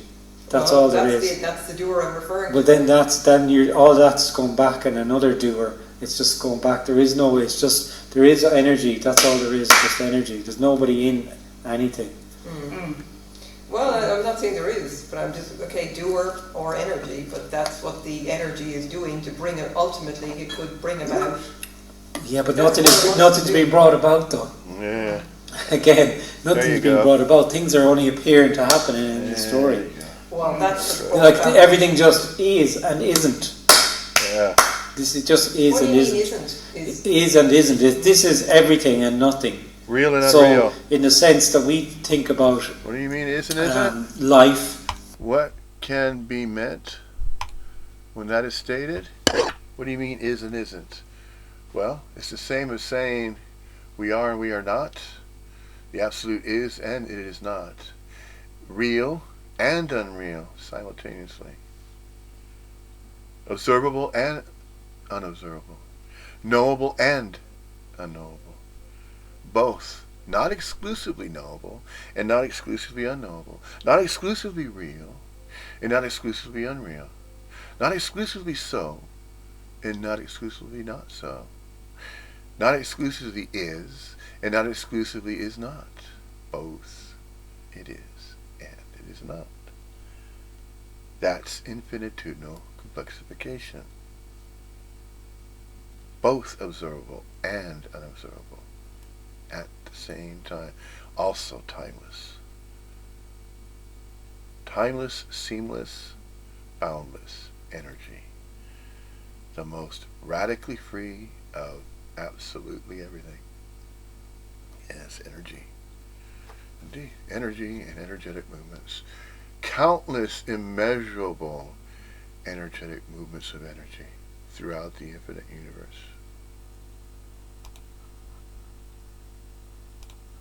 We think that there's life and then we think there's death. And that they're two separate things. And the concept here of death used to be kind of this big black blobby thing called death. And it's stunning because there is no thing called life and death. This is life and death because this is everything and nothing. The form and the formless are one. There is only one. This is it. And once that is seen, it's stunning because everything is new. Okay? Everything is new. Everything is new. That's new, and that's new, and that's new, and that's new, and that's never happened before. Nothing has ever happened before because everything is and isn't. But that's a mystery. The mind can't understand that, and to see that actually is for the false center of me to be no more. So you don't want what's looked for. The individual doesn't want what's looked for, because if what's looked for involves the end of me. Not only that, this smacking of the hand like that, just smack the hand, that's just another way of recognizing, kind of pointing to and mingling with the Absolute, because the Absolute every single second in space and time, although we're not of space and time. We're not of space and time at the same time. But whilst there is this manifestation of a human corporeal appearance, every slap of a hand, every second that goes by in a timepiece and a clock on the wall, tick, tick, tick, tock, tick, tock, tick, tock, each tick and each tock is a reboot, so to speak, a renewal, new. Every second goes by. It's never happened before, never will happen again, happening. And that's the Absolute. That's throughout the infinite universe, as though it's a heartbeat of the infinite universe. The heartbeat of the Absolute is every split second new, reboot, and it's going on that way forever and ever. It's infinitesimal complexification. It will constantly, continuously do that. Do what? Well, in a matter of speaking, nobody can know. How is that possible? Why is that possible? There is no meaning, reason, purpose for the Absolute to appear as it does as absolutely everything. And yet, simply because it's not for, to, by, from, and for an exclusively real, single, individual, independent entity, living thing that's separate from the Absolute. Nothing is separate from the Absolute. Nothing is separate from the Absolute. Nothing exists independently of itself, of, to, by, for, and from itself. The Absolute is not appearing for any particular human corporeal form. The Absolute is appearing as every human corporeal manifestation. It is appearing and expressing through every visible and invisible human corporeal non-local quiet conscious energy field, and then that appears in space and time as a local unit. It's localized as in the illusion of time. In space and time, it's localized. A unit. A unit of what? A non-local quiet conscious energy field manifesting as a unit. A unit of what? A unit of qualia consciousness energy. And then a form. It's a consciousness form. It's via the mental thought system that is a precipitous of a manifestation appearing as a human corporeal form, or as some other type of life form of all those other kingdoms mentioned earlier. That's another way of speaking about non-separation. We're speaking about the Absolute. And that's not known. It's not that which is knowable. It's just simply via consciousness, by recognition. If it weren't for consciousness, then of course it wouldn't even be mentioned. It wouldn't even be worth. It's not worth mentioning, but it cannot be mentioned without consciousness, without cognizing, without there being a temporary, impersonal presence describing and via sound, via language, mentioning, just a mere mention via consciousness, via the mental thought system. But that does not make it an exclusive way or manner by which manifestation appears. There is no exclusivity in the manifestation that appears human corporally, so and not so, because there's the part that's not so as well. And that is part of that which cannot be mentioned because it's unknowable. So if it's unknowable, it's not going to be mentioned. Therefore, there's no consciousness, there's no cognition behind that which is unknowable. Just the subjects, the subjectivity and objectivity, what apparently appears to be objects that can be talked about as a subject. So the subjects that are discussed are relegated to that which is visible, that which is observable, that which is knowable, that which is real, that which is considered real. But it's not exclusively real, not exclusively observable, not exclusively knowable. See?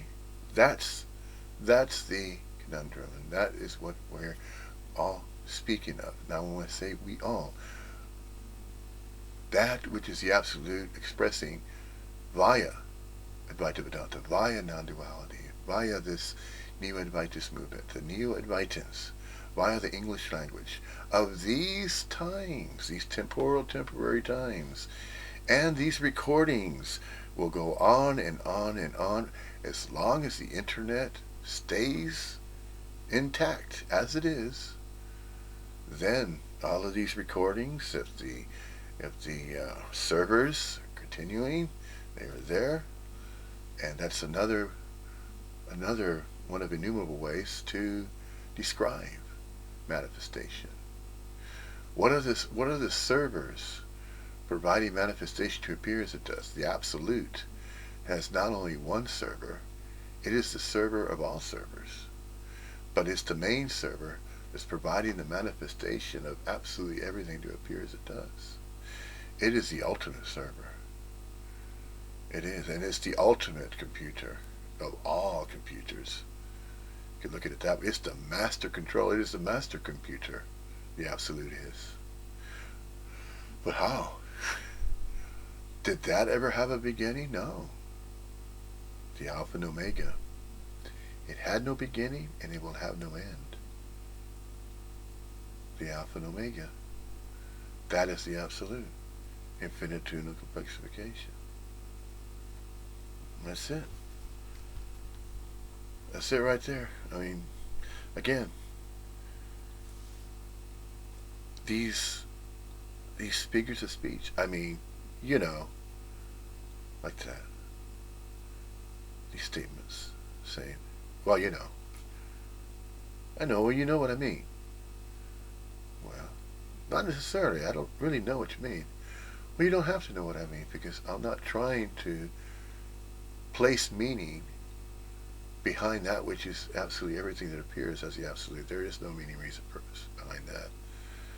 So, but to speak that way all the time, this manifestation is temporary, is mingling and going along with all the other manifestations of human corporeal appearances. But it's temporary. It recognizes its temporariness. Sure, of course it does. It recognizes that.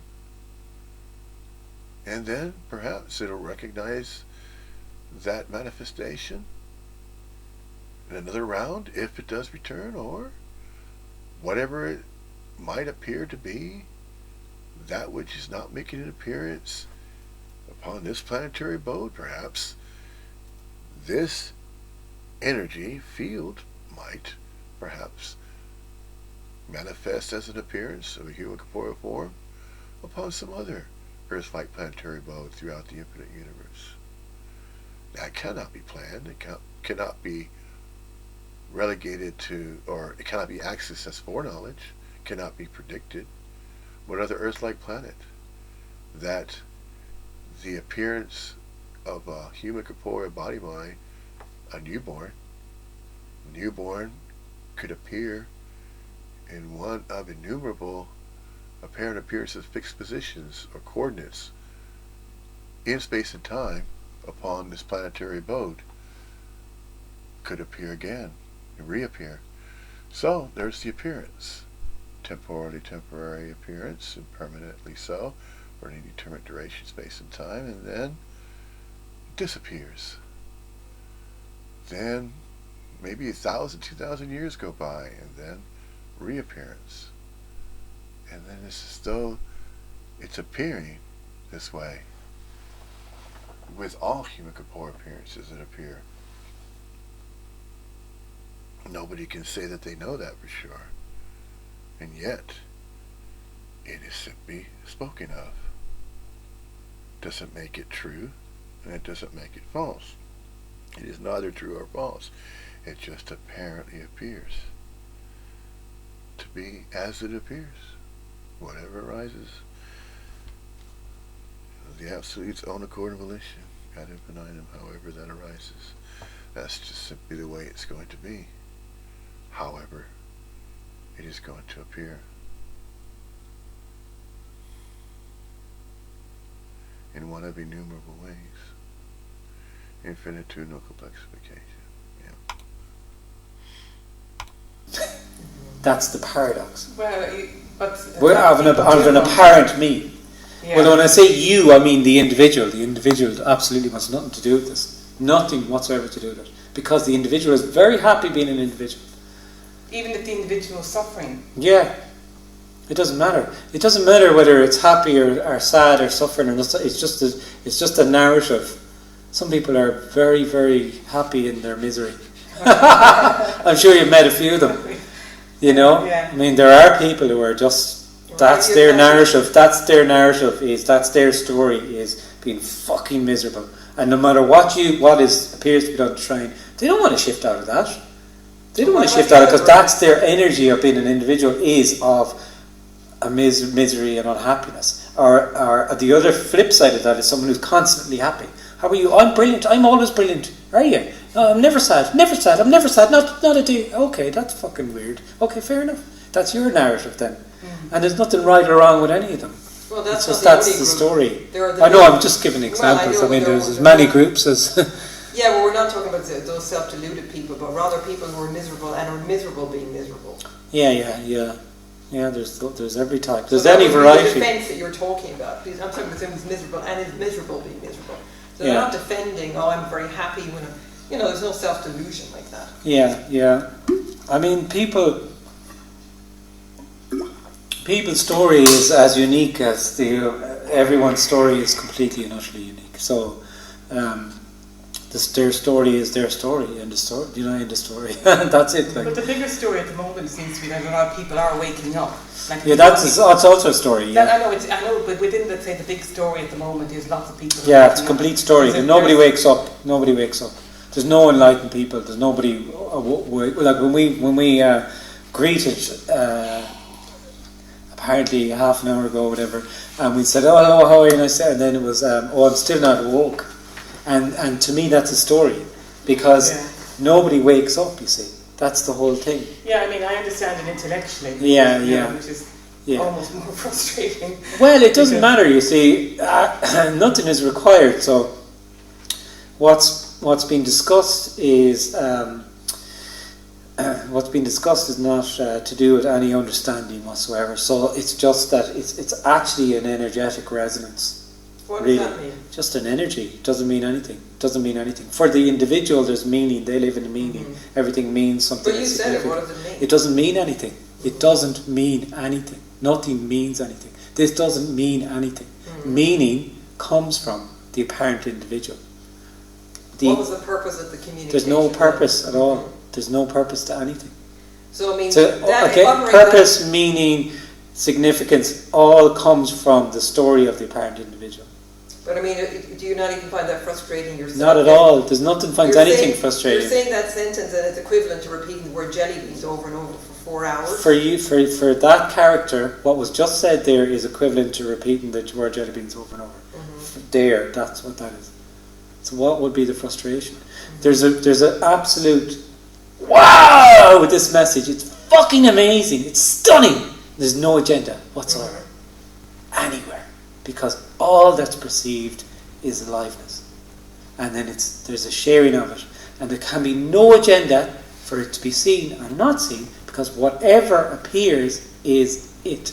So when the apparent individual says, that's like what you're saying there is just like saying jelly bean for 5 hours, just constantly, you're just saying jelly bean, jelly bean, jelly bean. Okay, that's what appears to be happening. Or the person says, wow, this is stunning what you're saying. That's what appears to be happening. So there's no agenda. There's no agenda to. I wasn't actually saying that. I was saying, never mind. I wasn't actually saying that. Okay. I think what you just iterated was not what I was trying to communicate, but it doesn't matter, obviously. But then what I was curious about is, since everything is energy, and then you're saying also that the concern here, however you want to describe it, is an energetic resonance. In the whole field of energy, what's that resonance? This is totally indescribable, and the words that are coming here are trying to point towards something that can't be described. What's been suggested is that what's looked for is not to do with an intellectual understanding and knowing, which in the world of the individual, everything is to do with knowing and understanding. Everything. Because the individual lives in a loop of its own knowing. And what's been said is that it's an energetic resonance. It's nothing to do with understanding. So someone can understand this completely, totally and utterly. They could write a complete thesis on it, and it makes no difference whatsoever, because you have somebody who understands they're not there. The energy is that this is the sense of being an individual is a contracted energy. Apparently it's an appearance, but it's experienced like a contracted me and a world outside me that is cellular and seems to kind of be run almost out of the brain, but is in every cell of the body. Really, it's energy. So when there's no individual, or when the individual appears to fall away, that's an apparent energetic shift. So when it's being heard, it's that it resonates energetically more than intellectually. It's nothing to do with anything intellectual. Yeah. But even that sounds very specific vis-a-vis the reality, which is just energy. It's as close as this character can come to pointing towards it. So that's the terms that's being used. There's no particular. But then that's what's happening there. It sounds like a purpose term. But it does sound that way. Yeah, to that character, it sounds like a purpose thing. So that's what's happening. So when you say this is it, everything, so everything the one is perceiving, so you're perceiving the same world that I'm perceiving, except you don't do. No, I'm not perceiving it. That's the difference. So the same, there's the hum of the light, there's the click of the tick of the clock, and there's what's being perceived through the senses. The difference, the apparent difference, is that there's nobody here in the clock, here in the hum, seeing. There's just seeing, there's just the sound, but from this perspective there is no difference whatsoever, because what might be there is only an appearance, that there's a sense of me here in the clock, me hearing the voice, maybe me sitting on the seat, me speaking, possibly, I don't know. That's what, there's no sense here of, there is just sitting on the seat. Apparently there's no sense of being someone in here sitting on the seat. Right. And when that appeared to fall away, it would seem that there never was a me in here. There never ever was. It's very obvious there never was. And then when this is shared, there's a kind of a resonance with it, and then it's like, there's kind of a pull towards it, and then simultaneously rejection of it, or the extremes of that, a complete just boom with it, or else a complete rejection of it by the character, by the apparent individual. Yeah. Mostly rejected, mostly either totally rejected and in anger, like when there's a bigger meeting, if you have 30-40 people, one of the predominant things is anger coming at you, pretty much like.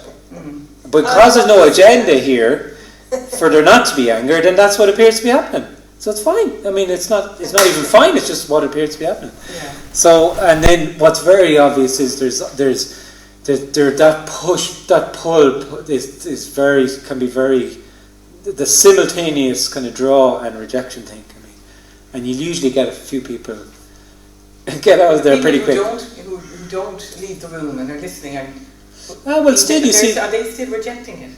mostly, yeah, I would say, yeah. Mostly what's happening is, if you're not getting out of the room because you're safe, get the fuck out of here, like, you know.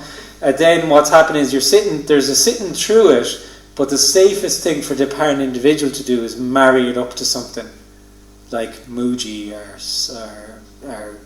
whoever, you know, any of these G guys, you know what I mean? Yeah. So spiritual, it's frequently linked to, oh, you're saying the same as bum bum bum. I'm not saying the same as bum bum bum. It's completely different. It's totally and utterly different. But they also say okay. So what is the apparent individual kind of takes what's been suggested and fits it into a conceptual framework of what sits well with that person. So But you can sit through it, the whole thing, and not hear actually what's been said. I mean, I think, like, Mike listened to Muji, and I think he does, like, he would give your message, but then he also gives the softer He doesn't. It's not my message. Well, But it's not my message. the But hard line. Muji is absolutely 100% is completely and utterly different to what's been suggested here. In no way, shape, or form is this the same message. I can hear what you're saying, that for you the words sound the same, but when it's seen, and it's only really when there's no individual, the apparent, well, it doesn't have to be, the apparent individual can also see the difference, but it's totally and utterly different. Muji is feeding the sense of individualism. It's not right or wrong, but that's what... Your message is very hard. Yeah. So therefore, that's why, you know, it's uncompromising, very yeah. hard message. There's no compromise. Why would there's, yeah. Yeah, so it is a very hard message. So for seekers, like, the way I view it is that people like Muji, they are just being compassionate. Well, it's life Muji. Yeah. There's no... I could say They're 1,000 trying to do times. something. I could say 1,000 times that it's what appears to be happening. Yeah. And the individual just seems to think that I'm being negative about Muji, and you're being... that's life Muji, but it's in the apparent wheel of the individual. It's in the story. It's feeding the story. That's all it is.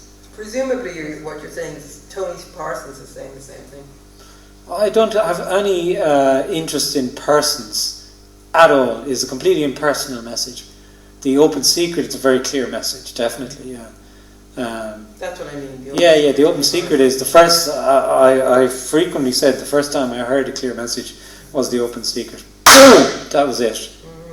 Boom! YouTube, actually. Boom! And I watched it again. Boom! And I watched it again. Boom! And I said I'd never watched it before. I'd never seen it. Every time I watched the same clip, I'd never seen. It was the first time I saw it.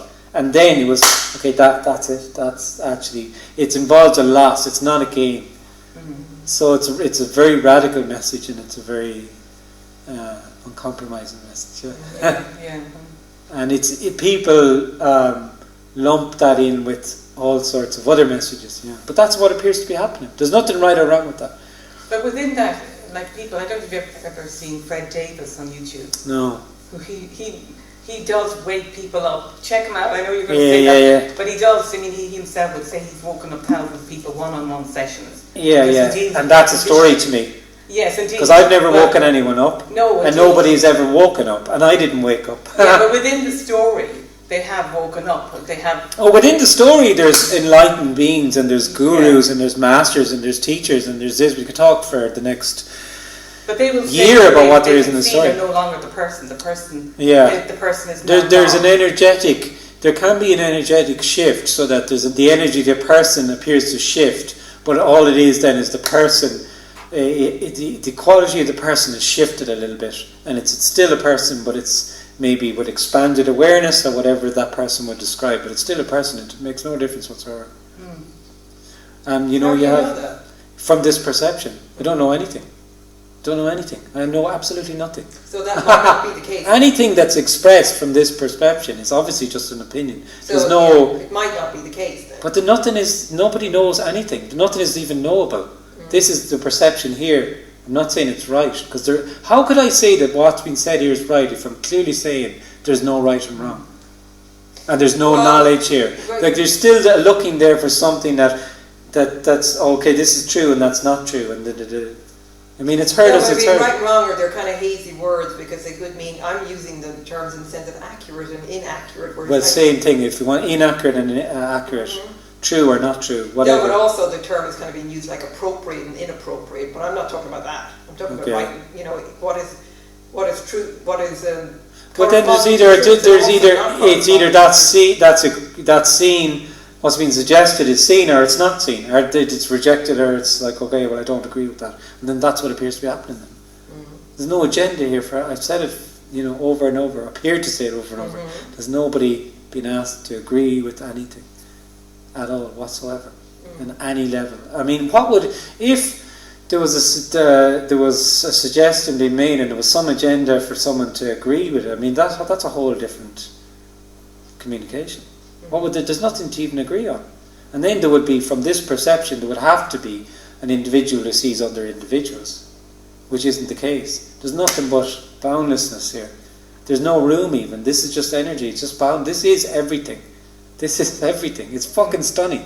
This is everything. This is all that is. It's not a room in Galway, in Ireland, in Europe, in boom, boom, boom, boom, boom, boom, boom. These are all artificial boundaries. There is no boundary on anything. It's just, this is it. Yeah.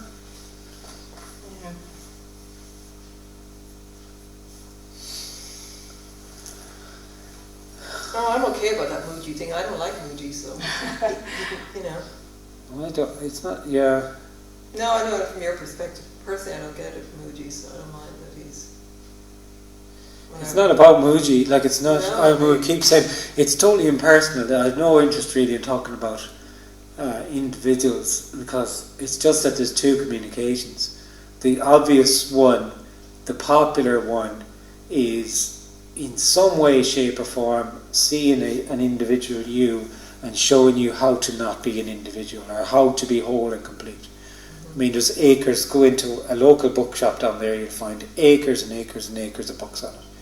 Go into town, you'll find talks, you'll find seminars, you'll find it. It's just, this is the world we live in, and we accept that we're constantly getting somewhere. We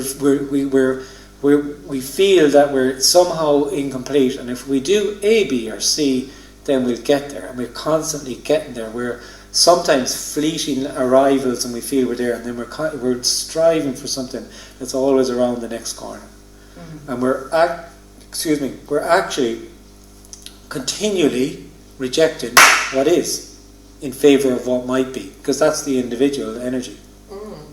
The individual energy is a hopeful energy moving forward to something that's better.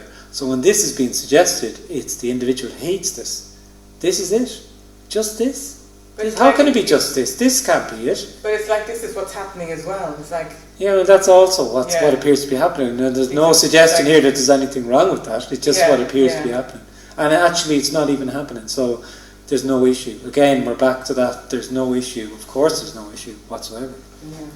If there was an issue with individualism, then it would be that this perceives individuals, which it doesn't. Yeah. So I keep checking this because someone said they were coming, and they were running a bit late. Oh, right, yeah. So that's why I was looking at that, because... It's tricky to find it, yeah.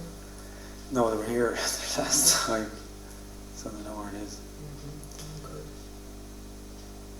I have heard it described as that this were, like, from my perspective, I'm the character in a dream. So the character within a dream, as soon as the dream finishes, I will disappear, just like the dream. I'm in the dream. As soon as the dream, the person, whatever, the awakened one, whoever wakes up, the dream is gone. Do you follow me? Yeah. So how can the character wake up within the dream? Because as soon as the dream finishes, the character is gone. Yeah. The dream. Yeah. So it's impossible for the character to wake up. Yeah, it's nothing to do with you. Yeah. What's looked for is nothing to do with you. That's as close as it. Like, the individual feels that everything's to do with them. Everything's I'm too much this and I'm not enough this. So the person is constantly working on themselves. So to be told it's nothing to do with this thing they appear to be working on is quite unnerving actually. It's nothing to do with you. Yeah. It's just that there's just energy. And there's maybe the sense that there isn't this, that there's more, and there's a rejection of that thing. We're all going to die, you know, I mean, so it's good news. The good news is, I mean, the physical body will die, and on the physical death is that it's just. So, What here is the same thing that happened at physical death, except that it can happen it appeared to happen before the physical body dies. That's all it is. It's the same as death. Like what I'm suggesting here, it's the exact same as the fear of death. The fear that someone might have of death that they can relate to or not relate to is the same fear as what's being suggested here. It's the exact same, because it's the end of me. Yeah.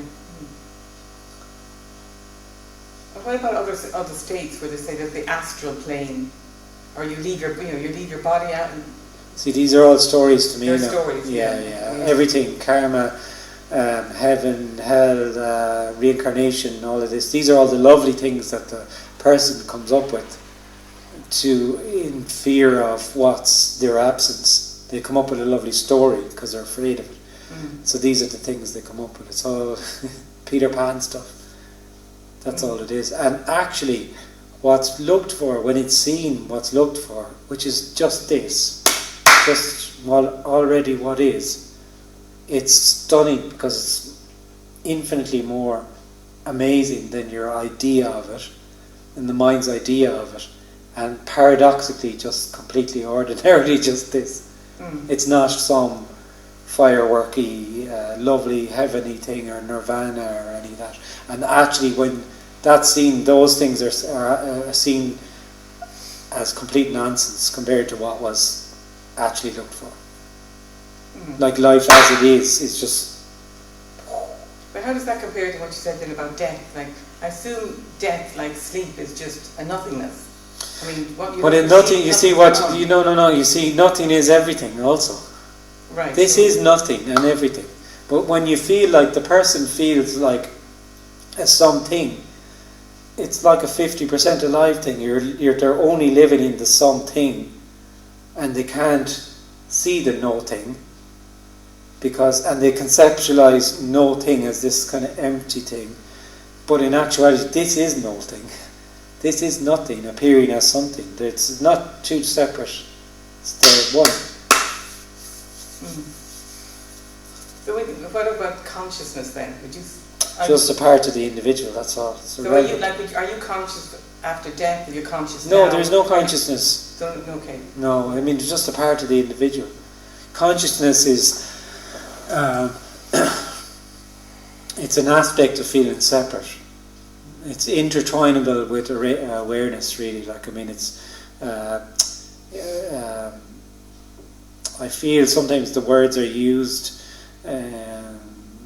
interchangeably almost. They mean the same thing. I'm aware of something. I'm conscious of something. Or it's completely irrelevant. It's just an aspect of feeling like a separate person. This sense that you're conscious. Right. Yeah. So you it's nothing to do with what's looked for whatsoever. It's just that, all that is just that bubble of a me. And the individual holds it up as being this amazing thing, consciousness and awareness. And how can anything continue without consciousness?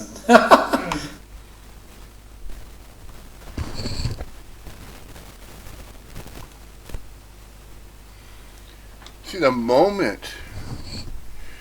moment in space and time that anything is claimed to be in some particular way, has some type of appearance that it's exclusively in this way or that way, in some type of duality to this degree or that degree, or in some particular way.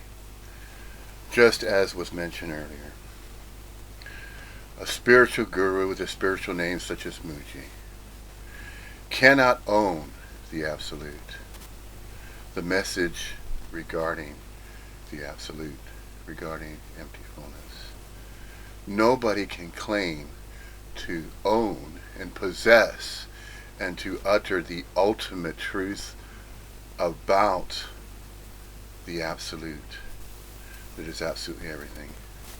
This message Advaita Vedanta regarding non-separation, regarding that which is inseparable, absolutely everything's inseparable.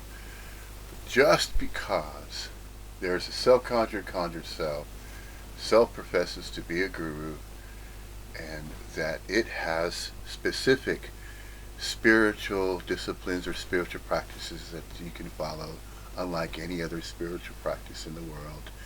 And that if you follow this guru, if you are a devotee of Muji, then you might have the right to kiss his feet and bow before him, as though he's some very, very special apparent appearance.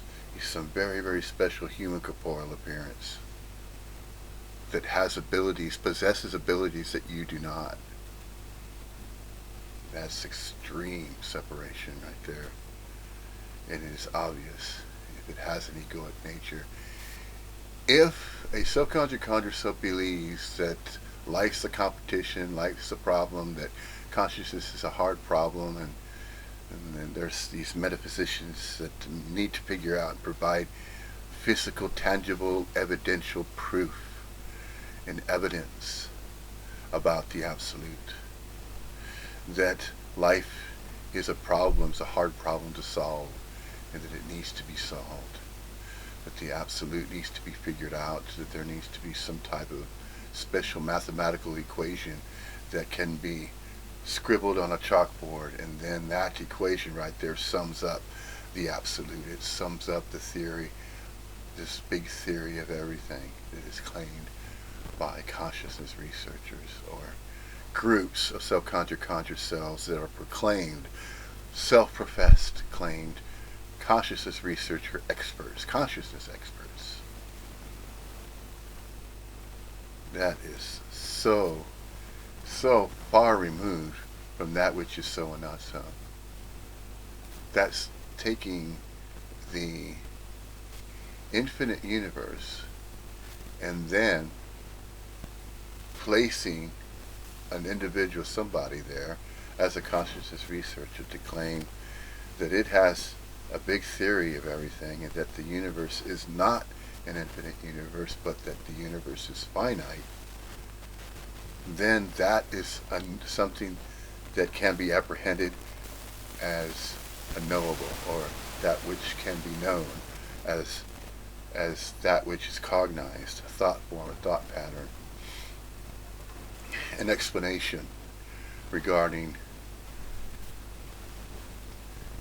the theory of everything. So there's this big theory of everything. It's a description and is using various analogies and metaphors that are simply conjured, just like absolutely every other thought form and thought pattern is conjured.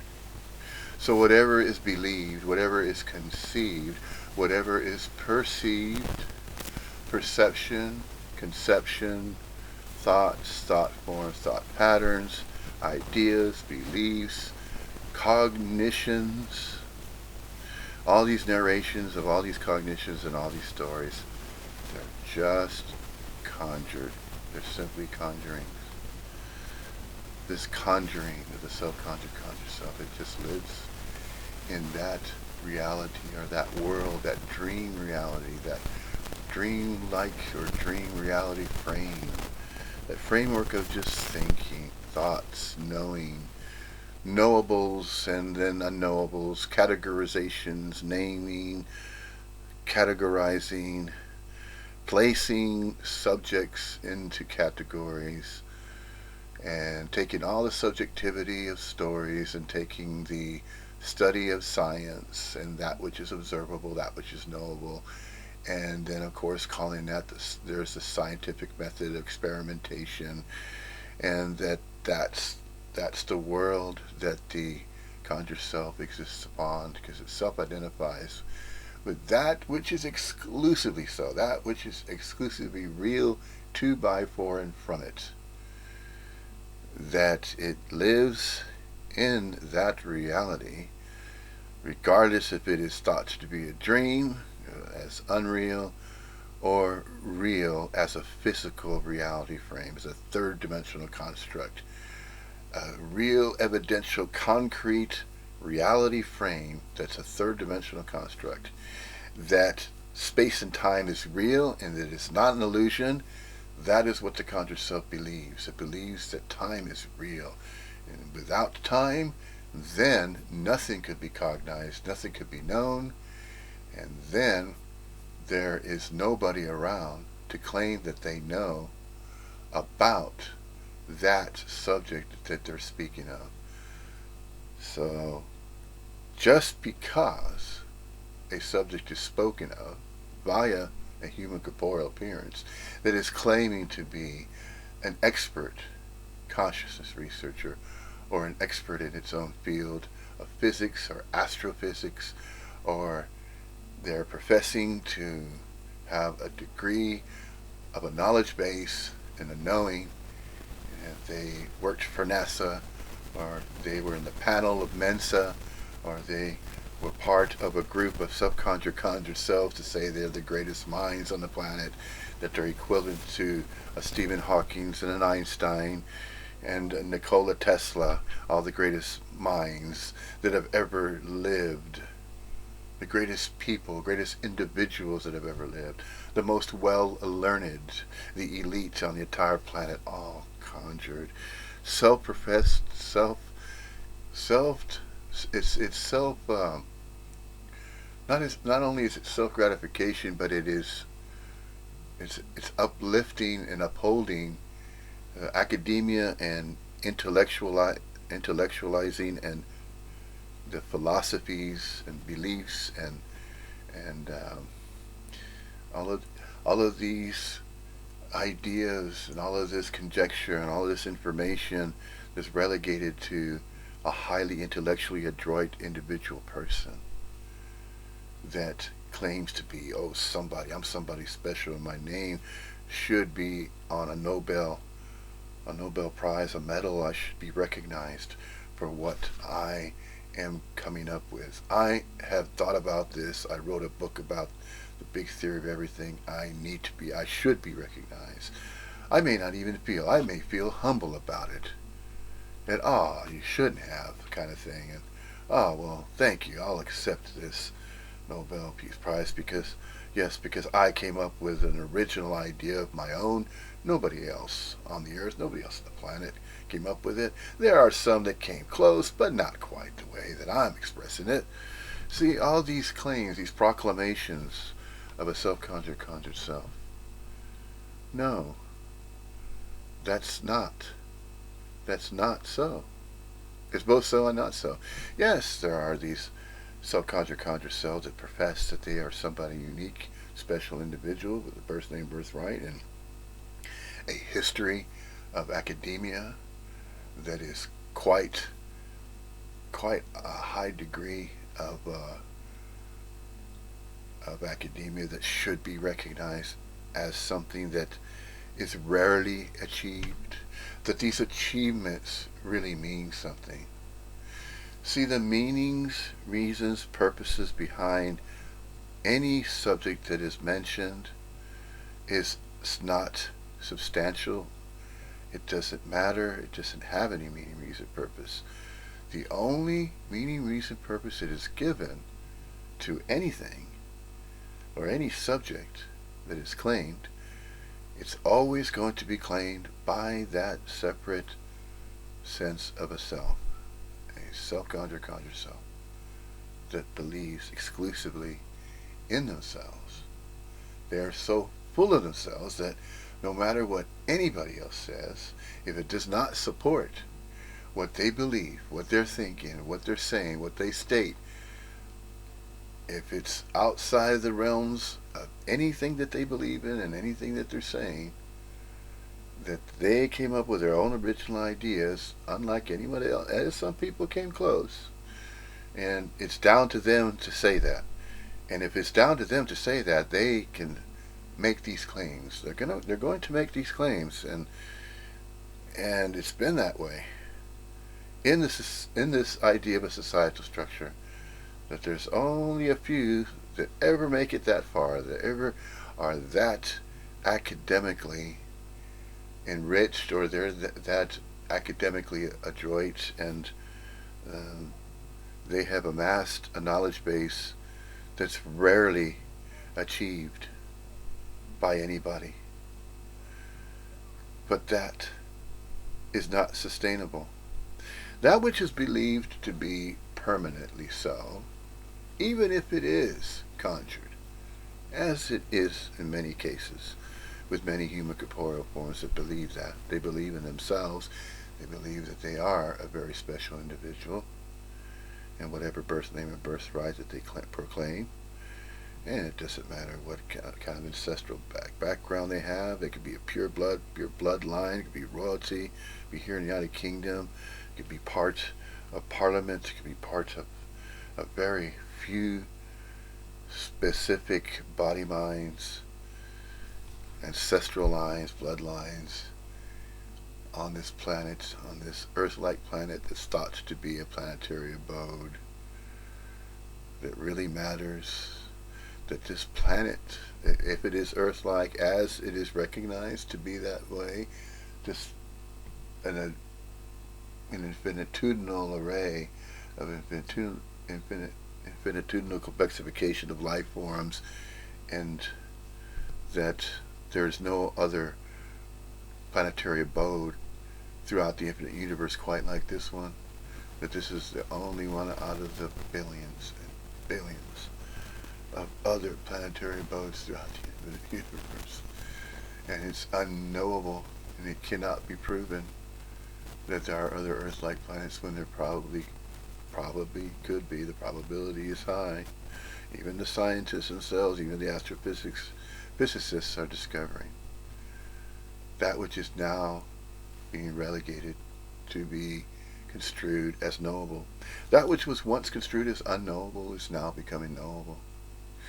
And if it is the accord and volition of the Absolute that causes certain parts of that which was once relegated to the unknowable to cross over into the knowable, then that is what's going to arise anyway, regardless of what anybody may believe, may think, may conjure, and go along with that which is observable or knowable. And so it has been this way all along, and it always will be this way. The way that it simply appears to arise as the Absolute arising of its own accord and volition ad infinitum. For no meaning, reason, purpose, for no particular individual human corporeal appearance. Absolutely everything appears as absolutely everything. And every human corporeal body mind that will ever make an appearance, regardless if it's thought to be from one generation to another, regardless of whatever is conjured, whatever idea that the Absolute is thought to be. If it's thought to be in a certain way, it is not that. It is not that way. Simply because the Absolute is not about knowing. It's not about a knower. It's not about doing. It's not about doing someone's own beingness into being, and then you're doing your beingness, or you know your beingness. You know that you are. You are and you are not, but you are the knower of that which you believe to be the knower of that which is knowable. But then there's also that which is unknowable, and nobody can profess to know that which is unknowable. And so it can be explained in one of innumerable ways, in various ways, and yet the message behind non-duality, or regarding that which is a fact that is not to, that nothing's inseparable, that everything's inseparable, everything and nothing, as it is so and not so, is inseparable. And no matter what is stated, no matter what is thought, no matter what is conjured, It is simply the way that it is, of its own accord and volition, ad infinitum.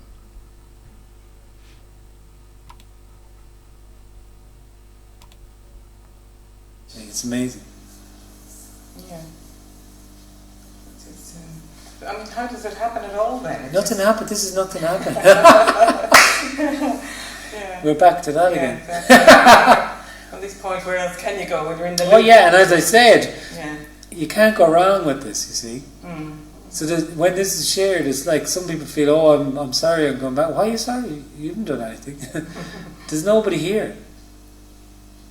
So all there is what's being said. Like, I mean, if there's something to be said, that's what appears to be happening then. There's nothing wrong. That's it then. You know, you can't go wrong with it. Would you like a cup of tea or anything? Yeah. Yeah. I have coffee and tea I'll there. have a coffee, yeah.